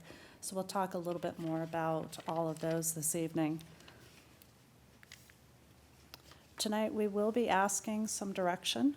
So we'll be asking that council provide staff some direction on the 2 following items. One would be to deploy added resources and utilize efficiencies to enhance capacity. And Nick and Emil will be providing you more in-depth information. So I'm going to warn you now, there's a lot of information coming your way this evening. So lots going on here, and we'll be available for questions. And secondarily, we're also asking that council advance 2 additional next right work items, and we will go through those in this presentation. Our agenda this evening is to start out with some background on the next right work, just to bring everyone back up to today, and then talk a little bit about the capacity analysis that staff worked on, move into middle housing, and then we'll talk about simplifying the permitting process, and lastly, we'll return back to the direction that we're looking for from council.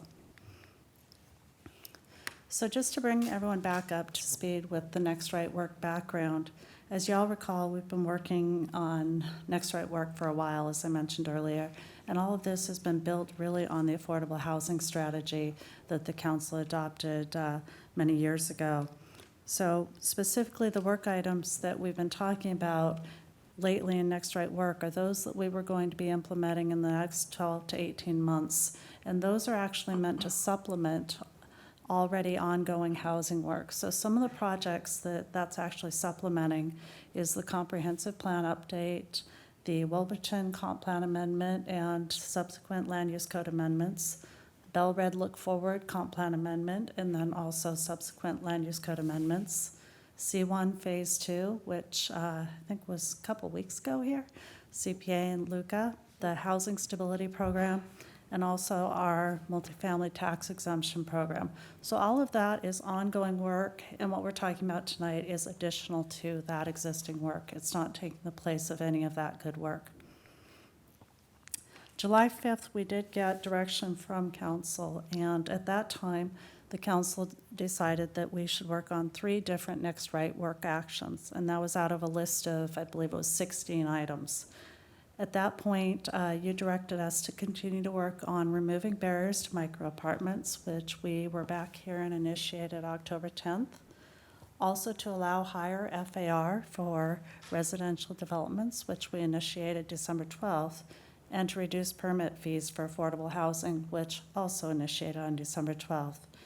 We are looking again for our additional council direction as we give you the results from our capacity analysis, and you asked us to scope 2 additional items.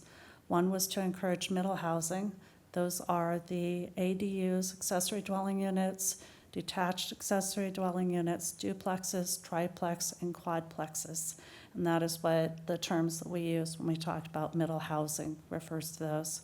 And then you also asked us to look at simplifying the permit process and expediting permitting for affordable housing. I'm going to go ahead and pass this over to Mr. King, who will take us through the next few slides. Thanks, Liz, and good evening, Council. I have the pleasure of presenting the results from our capacity analysis. So last July, Council did give us direction on going back and really thinking from a cross-departmental standpoint, how can we do more affordable housing actions? So we had a series of work sessions at the staff level, included community development, development services, city attorney's office, and the city manager's office. And we really rolled up our sleeves and tried to look at, are there ways we can actually have some more efficiencies and free up some capacity to actually do more work. So I'm going to present some very positive results of our capacity analysis tonight. Our overall goal of the capacity analysis was to take on additional actions. There was a great need to do additional actions and clearly a council appetite to do more now. So within this 12 to 18 month period, we really challenged ourselves to think how we could do more for the community and the city council. We looked at staffing levels and resources that we had and some of the things that were coming along in the city manager's proposed budget and actually what the council had adopted. So I'll be going into a little bit of detail on that.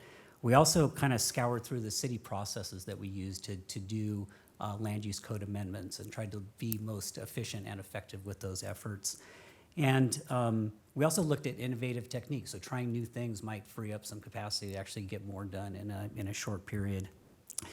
The outcomes were that 2 additional items can be achieved based on our analysis. The middle scale housing that you'll be hearing a little bit more about tonight, as well as the simplifying the permitting and expediting permits for affordable housing was the other one. And we are able to do this without changing the other underlying work plan things that we have in our two departments in community development and development services. So all the other ongoing work on Bellred, Wilburton, comp plan update still remains as is. And we also are not affecting the 3 items that were launched already by council. So we have 3 next right work actions that are underway as well. This is a good summary slide that shows the 3 solutions that we're bringing forward to council. The first one is about staffing and resources. Council did include an additional $300,000 per year in the 2-year budget to focus on affordable housing. So we'd like to use some of that money to get a development services code writer. That was one of the limiters that we saw, was the ability to generate the code to then take to the planning commission, to the council to get adopted. So we're trying to strategically deploy some of the new resources that you provided staff. We also were looking at how to use consultants. You know, when we have a need for additional hours to be worked on something, or the expertise that might come in outreach or some new ideas or economic analysis, we think that there's a good path to actually use consultant resources in the near term to supplement things as well. In the solution set number 2 about process changes, this was about being most efficient, most effective, looking at synergy. So trying to align our actions with other ongoing projects. If you can do something for one project that's going to benefit other projects, why not do that? So we really looked at how we could be most effective with that. We also have this idea of using reasonable but pretty aggressive timelines. So we're wanting to have a timeline that we can use when we launch something, have everybody agree to it, and stick to that timeline. It also relates to the scope as well. So when we launched our previous items as well as the upcoming ones, we're very clear about what can be in the scope to fit within this 12 to 18-month period. And we also think it's really important to have these midpoint council check-ins on some of the next right work, so that when it does come back to the council for adoption, there's no surprises about where we're heading on these admittedly complex subjects about affordable housing. And then the last set was about innovation in our efforts. So you'll be hearing tonight about piloting things or doing some near-term work and then phasing it out over time. So we think there is a benefit to actually doing it that way to get the work done in a timely manner. I do want to say this is predicated a bit on ability to hire and retain staff. I think it continues to be a somewhat challenging environment out there for planners, affordable housing planners. So we are doing our best to hire good staff, doing our best to retain staff, but that is one of the things that this is predicated on. The 3 of us at the table and others also are heavily involved in the state legislative process and review of the bills. So we're monitoring that. Everything is moving along pretty quickly, even 9 days into the legislative session, but there are things that might come up in that legislative session that we want to reserve the right to report back to council, how that might affect things that we're working on in this next right work. So with that, I'm going to hand it over to Nick to continue on. Thank you. Great, and good evening, council. So in terms of the solutions and what they would get us for outcomes, that's 2 additional items that we would be able to move forward alongside the 3 already initiated next right work actions. So the first being the middle scale housing, as Liz mentioned. We're defining that here as accessory dwelling units, detached accessory dwelling units, and then the plexes, so up to a 4-plex, including a mechanism for separate ownership. So the council direction provided on July 5th was to encourage middle scale housing and allow for that separate ownership mechanism. So middle housing types, as I mentioned, include the ADUs, DADUs, and the plexes. And the anticipated outcomes with this next right work action is to align a lot of the work with the comprehensive plan update, adopt some LUCAs in the near term, some land use code amendments, and really increase and diversify the city's housing stock. So some of the important context: the update of the comprehensive plan was launched in February of 2022. It's going to be ongoing through 2024. Throughout the process, there's going to be a lot of opportunity for the community to provide input around the comprehensive plan and really shape the comprehensive plan. So we want to be able to leverage some of that robust public engagement that's happening through that process. There is also, based on the scale of anticipated land use changes, going to be environmental review under the State Environmental Policy Act. So the environmental analysis, or the EIS process, is also looking at different alternatives of where middle housing or middle scale housing could be appropriate in the city. So we'll want to be able to leverage some of that feedback that we're learning through that EIS process as well. And some of the housing types that are contemplated through the middle scale housing next right work action would require a comprehensive plan amendment. So when we're talking about implementing items within the next 12 to 18 months, we are trying to look at things that wouldn't necessarily require an early amendment to the comprehensive plan. So there are certain types like detached accessory dwelling units, duplexes, and triplexes that would require a little more effort in changing the comprehensive plan to be able to get a land use code in place to respond to that change. And just another piece of context, as Emil noted, the 23 legislative session, there is some discussion around a middle housing bill that we are watching, where legislators are discussing ways to address housing shortages statewide. So that is something we're tracking. There's also a couple of bills discussing ADUs, accessory dwelling units. So that is another piece that we're tracking. We'll go into the scope of the accessory dwelling unit reform that we're planning. We think it's aligning a little bit with what we're hearing or seeing preliminarily with the state, but it's really, we're keeping an eye on that as well. So to launch us into the proposed scope for the middle scale housing piece, so we've broken this up into two phases essentially. So phase one would be the accessory dwelling unit reform land use code amendment. The 2017 Affordable Housing Strategy did call for updates to our accessory dwelling unit codes. A couple of years ago, you may recall, we brought forward an amendment to that section of the code that would allow for accessory dwelling units to be built in new construction. Previously, there was a prohibition on ADUs being located within a brand new home.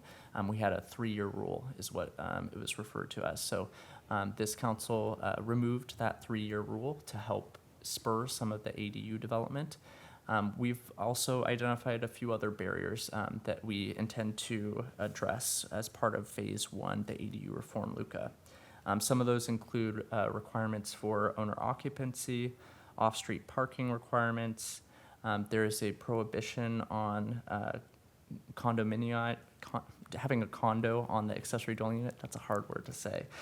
So being responsive to the next right work action to allow for a separate ownership mechanism would be allowing a condo to occur on these units potentially. And there's also some design controls in the land use code related to door placement or how you might use square footage within the home to go towards the accessory dwelling unit. So we'll want to have the Planning Commission also take a look at that to identify whether that's a barrier. I should note, this is how we're scoping items for the Planning Commission to study and determine, which are barriers and which should be addressed as part of that effort. The phase one effort would not require a comprehensive plan amendment. There is good policy language that supports the development of accessory dwelling units in the city, attached accessory dwelling units, to be clear. And then we also propose that phase one be processed by the Planning Commission using our standard process for adopting land use code amendments. And then for phase 2A, this relates to the middle housing or middle scale housing LUCA prep, the land use code amendment prep work. So as the EIS, the environmental impact statement process is underway, and as we're collecting engagement or feedback from the community through the periodic update, we'd like to be able to start building a framework on how we might develop a land use code to be responsive to what those changes are looking like with the periodic update. What we can do now is some early code audits and determine where we might need to make adjustments based on the 3 draft alternatives that are included in the EIS, and have a good understanding of what the work ahead of us is going to look like. And we'll also use that time to take that feedback in and develop that draft LUCA framework. And that will position us really nicely for phase 2B, where we can then move the actual land use code or develop the land use code as the policies are finalized and move it through the Planning Commission process pretty quickly in time. So this would be a process where we would establish any requirements for middle housing and really use that feedback from the community and allow a greater overlap through the periodic update and through the drafting of some of our implementing regulations. So for the anticipated timeline, we are at that box there with this update to council and seeking direction. We've laid this out in the timeline where the ADU reform LUCA would be the first out the gate. So we'd begin working with the Planning Commission during Q1 and Q2 of this year to put together that ADU reform LUCA back to council for eventual adoption. We are also anticipating that the periodic update will have a delivered final EIS around Q3 of 2023, which would then help us kind of move into phase 2A, which is the middle housing LUCA prep work. And then eventually we would move to the adoption of the middle housing LUCA shortly after the periodic update is adopted, which is anticipated around Q2 of 2024. And so with the last piece, simplifying the permitting process, council also asked us on July 5th to scope what simplifying the permitting process and expediting permitting for affordable housing projects would look like. So the direction was to simplify that process, the development review process, and expedite that process for affordable housing projects. The objectives here were to identify some of the barriers and bottlenecks in our review process, and then pilot some permitting efficiencies that would start out in a subset of housing projects, but could very well be scaled to a larger set of development applications. The anticipated outcomes here are providing efficient, predictable review process for our customers and having a faster review for affordable housing projects. That is a very important piece for a lot of affordable housing projects, particularly those that are pulling from different funding sources, to be able to have that reliability as they move a project through a process. And then we are also anticipating, again, that we could pilot this on affordable housing projects, some of these ideas, but we might be able to scale this pilot to other projects that Development Services reviews. So some relevant context here. We've broken these up into internal process improvements that we might be able to move a little quicker on, and then some that are going to require some code amendments. So some of the improvements can be implemented administratively just through updates in our department processes, updating some of our public information documents as an example to ensure there's just better clarity around our codes and our processes. Other efforts to simplify and expedite may require interaction with the council on doing that code amendment and getting an ordinance adopted.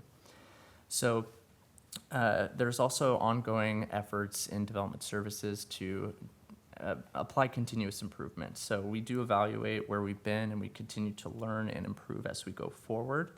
So one of the Development Services ideals is that we constantly strive for high performance. That includes using technology to its fullest potential for our customers, and investments in technology in particular, they can have varied time frames, and those time frames really vary from the selection of whatever technology tool to its actual implementation. So there is some of that consideration here in what we're trying to advance in the near term. And then we also, as just a course of business, review and implement best practices for permit review. So in terms of the proposed scope for simplifying and expediting, the internal process improvement pilots that we are proposing is to have an assigned project manager in Development Services for affordable housing projects. This individual would be tasked with the managing the reviewers on an affordable housing project and keeping those timelines in order and making sure that there's that assist for the developer and also the coordination that needs to happen amongst the reviewers. We would also be looking at expediting permit review as part of the internal process improvement pilot. So in the land use division in particular, there is a subset of planners that might have a focus on affordable housing project review as an example of how we might be able to accomplish this expedited permit review. And then we also would provide for a consolidated land use and building permit review. So Development Services does provide a lot of permit reviews to be consolidated. So you have your land use entitlement process that might overlap your building review process. We'd be looking at ways to further allow that overlap to happen in order to move permits along our review process more quickly. And then the other set of the scope here is the code amendments. So one of that would include city code updates to align with previous council actions. So an example of this, I think it was about a year and a half ago, the city council adopted a unit lot subdivision ordinance, or the zero lot line ordinance. This was to encourage townhome development as a fee simple ownership model versus a condo ownership model.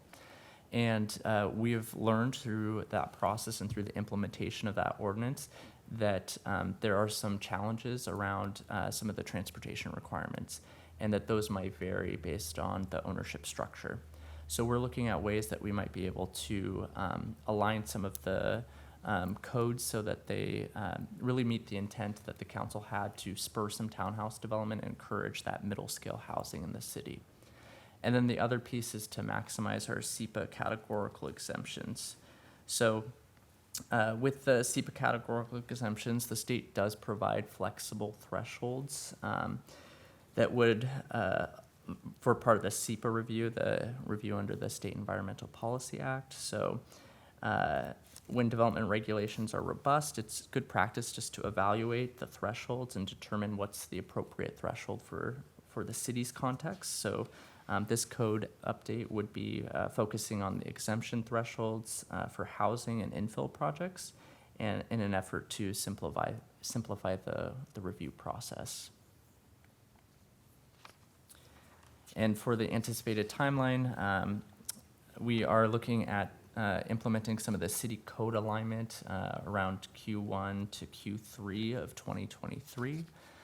At about that same time, we would be implementing some of our process improvements, including using the assigned project manager for affordable housing projects. We'd also be looking at following that up with more process improvements around expediting permit review. And then we'll be expanding or bringing some code amendments forward to expand our SEPA categorical exemptions. And then we'll be looking at how we could improve our process around consolidated review for land use entitlements and building permits in Q3 to Q1 of 2024. Q3 of 23 to Q1 of 24. So just to summarize the direction that we are seeking tonight, it's really in three categories. It's deploying the capacity solutions that Emil spoke about, and then advancing those two next right work actions in the way that they've been scoped. And so with that, Mayor, I will turn it back to you.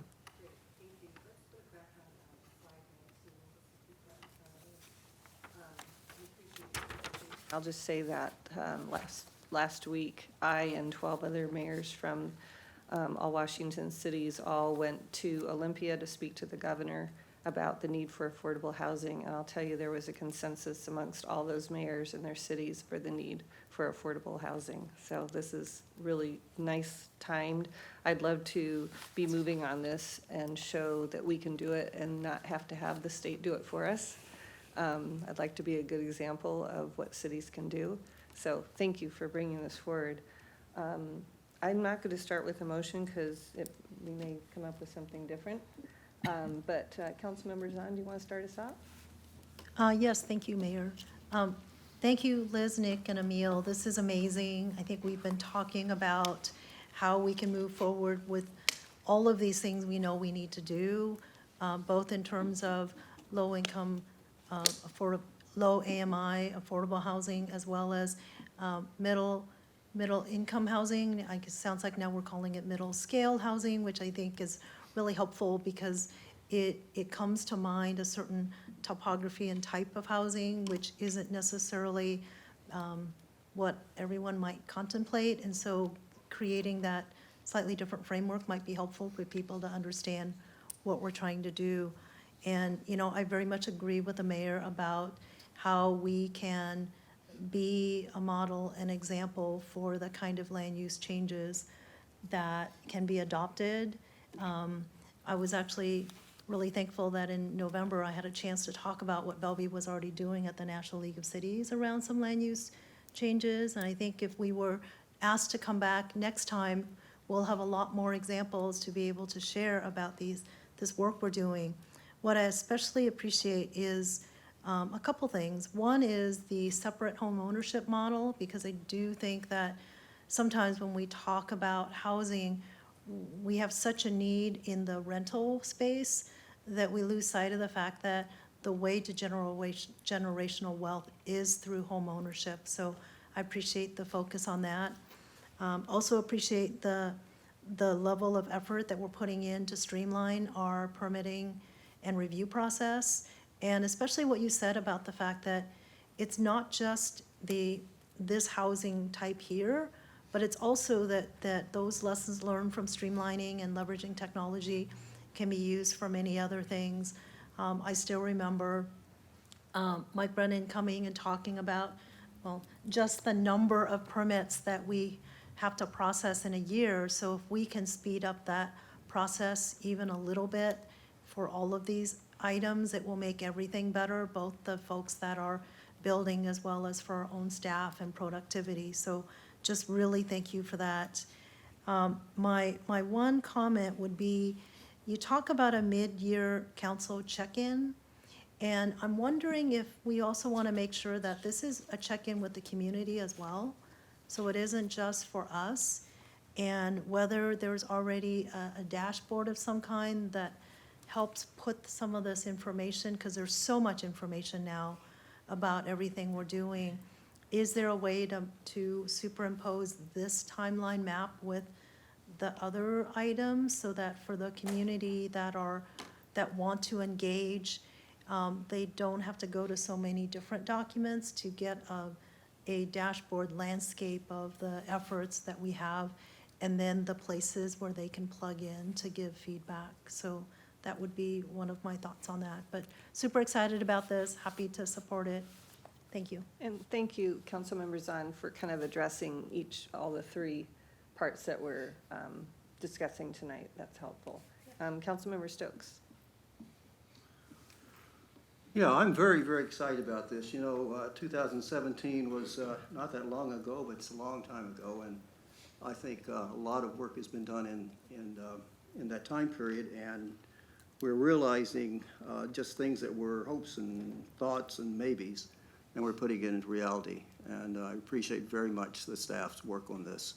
It's some of the best staff work I've seen in planning ever, and I've seen a lot of it. And I think really appreciate that, and we all do. We're on the threshold of actually putting this stuff in place that we talk about. It's easy to talk about, it's easy to argue about it. You've presented us something that's not a piece to take apart and piece and go. It's things we've actually talked about. We want to do these things, and you put them into a plan. So it's the exciting thing of going from the policy, which we really basically set, and saying, how do we implement that policy, and how do we do it in a rational manner? And I, again, think that's what you've done in this whole piece. And I would support all the things you're asking for on this. And I think, again, you've come forward from the things we've talked about in the past and presented, okay, this is how we're going to respond to what you say we'd like to do, and this is how we're going to make it happen. And I think that's what this is really all about. I don't think we're going to get bogged down in a, re-battle of or re-look at what did we decide before, thought about before. And the good thing is the community, I think, by and large, residents and the businesses, people who are really interested in the community, in Bellevue and in housing. And if we can't tackle housing now and do something great with it, then we're not worth our salt on this. So I think that we're in a time when we can really make a difference. And I would, we can talk about these details back and forth, but when it comes down to it, I think this whole plan you've set out is excellent, and I'm ready to say, yes, let's go do it. Thank you. Thank you. Deputy Mayor.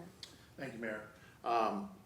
Comprehensive presentation as always, so thank you for that. Also, thank you for tracking some of those legislative bills that you mentioned on the top. Another one to add to your list, you're probably tracking already, but I'll mention it anyways, is Senate Bill 5118. Because that could impact our MFTE program, which has been so successful to date. So be interesting to see how we might adjust if needed, depending on where that goes. But thank you for tracking that, and I guess at some point providing analysis on what that means for us. Deploying the capacity solutions, all in on that.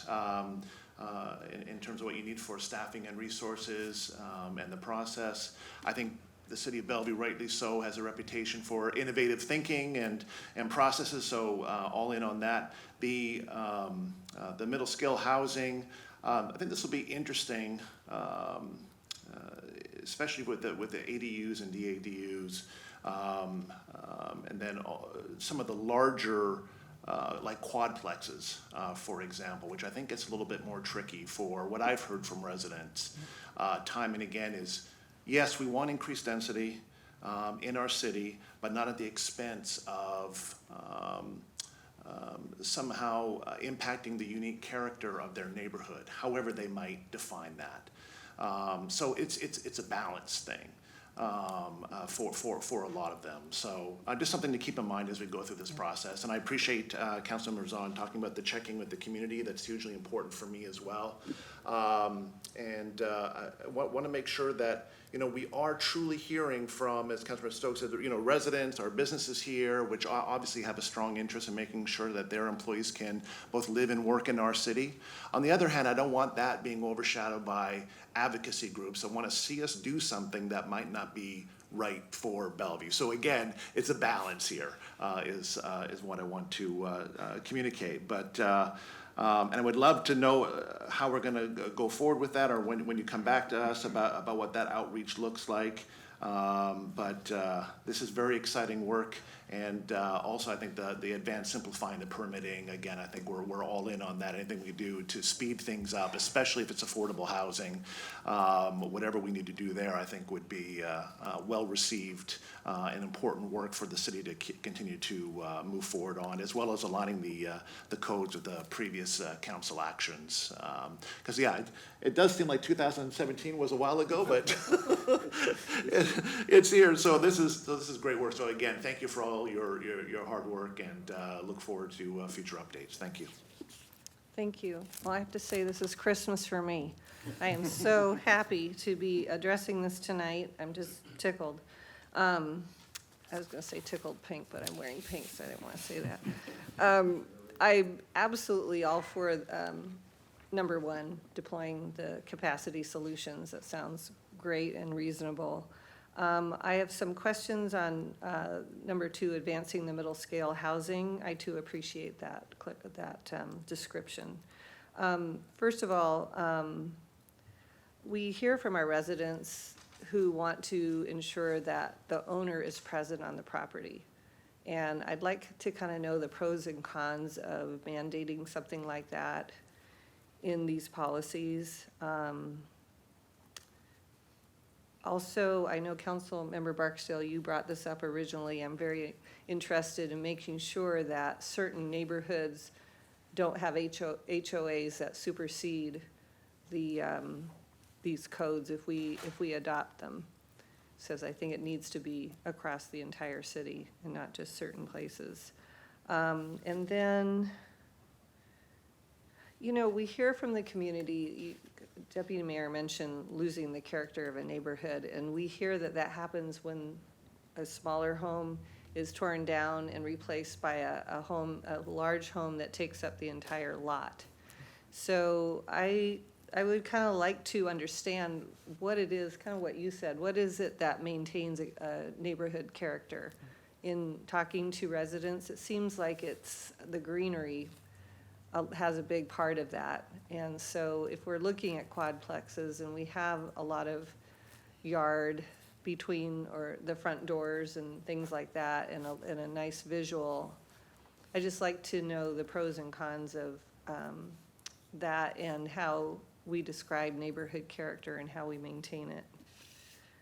And then on the number 3, advance simplify permitting, I'd like to see a definition of what we're gonna call, how we're gonna define what affordable housing is.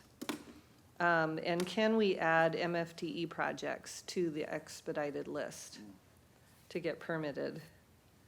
And a developer said, can't we just expedite all permits? And I said, no, I want it to be an incentive for affordable housing. I want it to be a special fast track for affordable housing. So I definitely want to really focus on expediting, making it speedier for affordable housing to be permitted. And then I'm curious about, as we look forward, what you think what you think you'll be bringing back to us next after we complete these projects that we've already given to you. I don't know if you can answer that yet, but. I can take a stab at some of these, Okay. and some will be coming out through, further work that we're doing. You asked about with the owners present on the property and pros and cons of this. That will be a conversation that we will need to have when we start to look at what the regulations are for these detached ADUs and, duplexes, triplexes, even the ADUs inside. I think that's a good question and something that I suspect will be a big conversation at the Planning Commission and also at Council as we move forward. There are certainly pros and cons of both. There are that from one camp it might be seen as a limiter, something that is limiting people's ability to use 2 sections of a house, and from a neighbor who lives next door, they may like to have the comfort of knowing one of the people who lives there. So I think that is something to be determined as we go through these policy conversations as we approach the code. I would say in terms of the HOAs, the city attorney's office, I did speak with them today about that, in fact, and some of the information that they are looking at is that intersection between local government policies and HOA covenants. It is a legal question that they will be looking at as we move through this process. So there was no simple answer. I kind of hoped there was, but there really isn't. But that is on the radar, and city attorney's office will be looking into that as we move forward on these projects. Regarding the adopting across the city, I fully concur. I think that's absolutely, the most equitable way we can provide any of these code amendments. But that would be something, again, that as we move through that process, the council would have the ability to impact that and, decide what you think is most appropriate for the city. The character question is always a hard one, right? How do you define character? But some of the things you mentioned around landscaping, landscape buffers make a really big difference if you have 2 uses next to each other.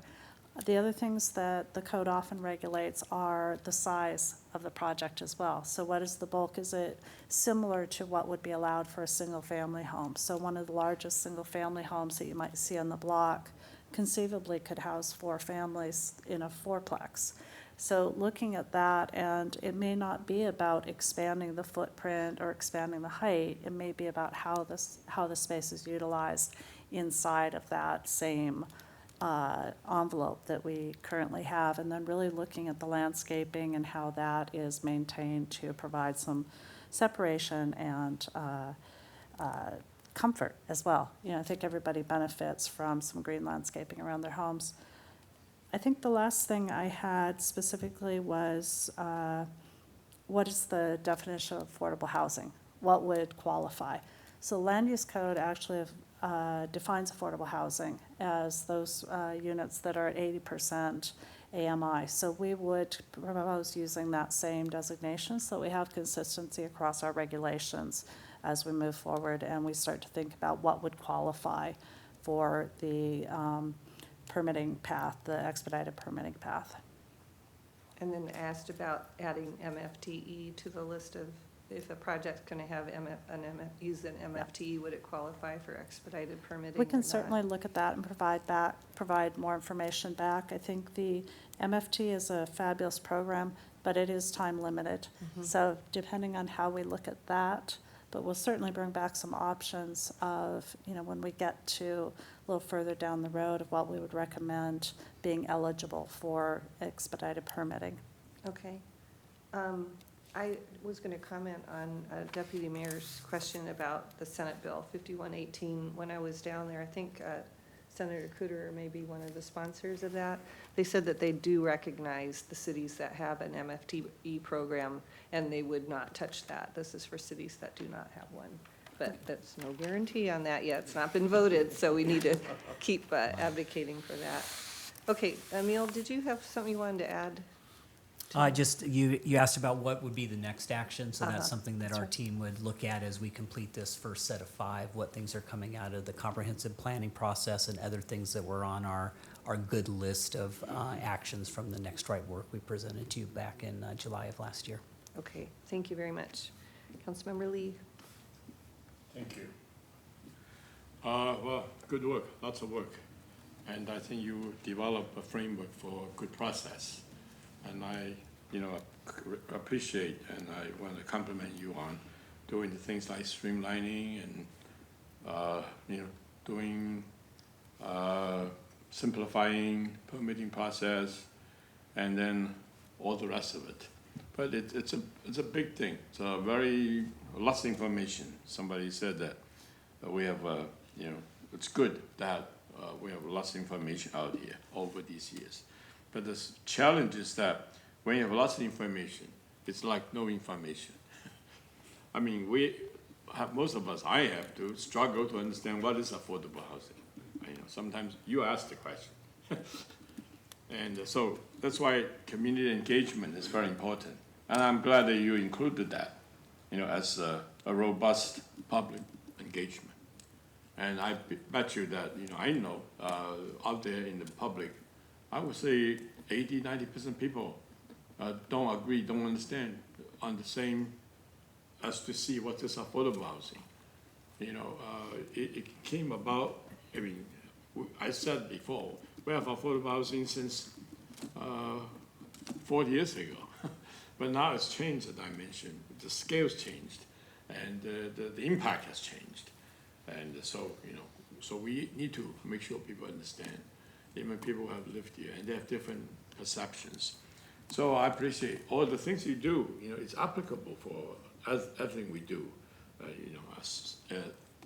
expediting, simplifying, and looking at, providing the proper resources. It's good, but at the same time, because I always said that myself, believe again, devil is in the detail. We think that we're moving in the right direction. We're all learning, right? The problem we are facing now, it's very important. Everybody and their buddies trying to get into it. Federal government's getting into it. State government's getting into it. County government's getting into it. We are getting into it. And we have our own perceptions. We have our programs. We have our own realities. I think I appreciate what Deputy Mayor said. Neighborhood characteristics is important. And so they tend to read into whatever affordable housing or whatever housing is to them, how does it affect their own perception, their own well-being, and they respond differently. So I think we really need to understand, to be very specific. And the mayor said that, the state is trying to do something, and we are doing something, I believe, much better and much more responsive. So we don't want to have them to preempt us. It's not because they want to do it, because their perception, their understanding, their interpretation of housing might be quite different from ours. Because our definition of affordable housing has to address character, address the Bellevue way. It's gotta be, it's for us. But, we need to have agreements, and I think we do, but the specific, the detail, that's where the devil is. So I'm concerned that when we're doing all these things, we may be stuck in a track that we think is the solution, and we do all these great things. I like the process, but we speed up everything, but the result might not be exactly what we think it might be, or when it gets to the public, it impacts. It might not be quite what the neighborhood characteristic is like. We're already hearing some comments from people. Say, oh, we don't like this. But do we really know what we're talking about? Are we on the same page? I don't know. So my sense is that outreach, community engagement is very important. That means defining, people understand what housing, what are we talking about. You know, we talk about ADU, DADU, triplex, how does it impact us? We don't know until we get there. And of course, I don't think we should stop anything, we should move, you know, because in order to see whether the thing is appropriate, is what people are looking for, we gotta do something. But I just want to be sure we don't just fly, jump, just because, well, we got something, it's efficient, effective. Efficiency doesn't necessarily mean it's the right thing to do. Okay, so I want to be sure we are capable of understanding what Deputy Mayor is saying. Have to balance, understand what the public wants. Public knows they are doing. You know, it's them that we're serving. And I think that's important. So I think if we can do that, and I know that the city staff is working very hard on outreach. Every time we meet, we talk about what's our outreach. Okay, so I'm still quite skeptical, you know, because people out there, I don't, you know, we don't want to preach the choir. We don't want a special interest group. What the Deputy Mayor said, that says we want this. No, we want to hear from the public. Thank you. And then one other thing is, let's see, information. Yeah, I also mentioned one thing. What is affordable housing? Like character, you mentioned this. You know, I want to also quote this. To affirm you're right. Beauty is nice and beholder. So what is acceptable is the eyes of that. And they don't know it until they see it, or until we spell out to them, communicate properly. You know, oftentimes we don't. So it's difficult because it's necessary, it's not efficient. So character, all that stuff important. Okay, other than that, I think you're doing good. You're making sure that we got the things that we think we need to do it in the right way, so that, importantly, people can see what it is, can understand what it is, starting with that information, then we can have a good conversation, discussion. We know exactly what we need to do. Thank you. All right. Councilmember Barksdale. All right, thank you, Mayor. All right, so in terms of the summary table, I agree with proceeding with all three, and I really appreciate you coming up with some creative ways of being able to fit in these two programs and in the additional capacity that you've laid out. On item 2, I will just start out by saying, you know, we have a diverse community with diverse needs, and those diverse needs include housing needs and housing choices.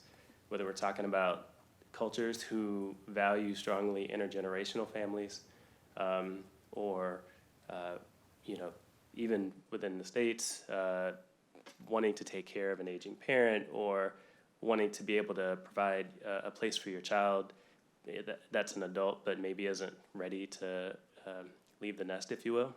I think there are a number of choices that currently are limited for our community, and I think given the diversity of our community and given that we're a welcoming community, there are people who serve our community, let's say in our retail sector, and in other capacities, who can't afford to live here today. And so when we think about who we're engaging, we should absolutely engage our residents. We should also engage people who maybe want to live in Bellevue but can't afford to live in Bellevue.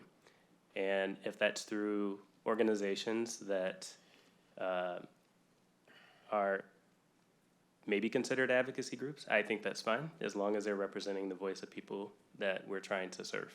And so when it comes back in terms of owner occupancy, I think I appreciate that comment. I guess I wanted to also compare the pros and cons to if someone rented out a single family home. So, you know, how those trade-offs compare. And I'll just end on one last point. You know, when it comes to neighborhood character, and I appreciated Mr. Banneker's reference of aesthetics as opposed to character, because I mean, I think it more accurately defines, especially even as we were talking about the greenery and landscaping and scale, I think it better captures what we're talking about here. But just acknowledging that there is the potential for positive impact and not just negative impact. So I just want to encourage my colleagues to also consider that impact may be positive as well. Thank you. Okay, excellent. Ready to vote? All those in, oh, we haven't made a We motion. haven't made the motion. I got that. Go ahead, Deputy Mayor. Thank you. I move to direct staff to deploy proposed added resources and efficiencies and to accelerate select components of the next right work actions. 1, to encourage DADUs, ADUs, and duplex, triplex, quadplexes, including mechanisms for separate ownership, and 2, to simplify the permitting process and expedite permitting for affordable housing projects in coordination with other ongoing city projects. Second. All those in favor say aye. Aye. Any opposed? Excellent. All right, I believe we are, what? Okay, I didn't forget anything. Our meeting is adjourned. Thank you so much.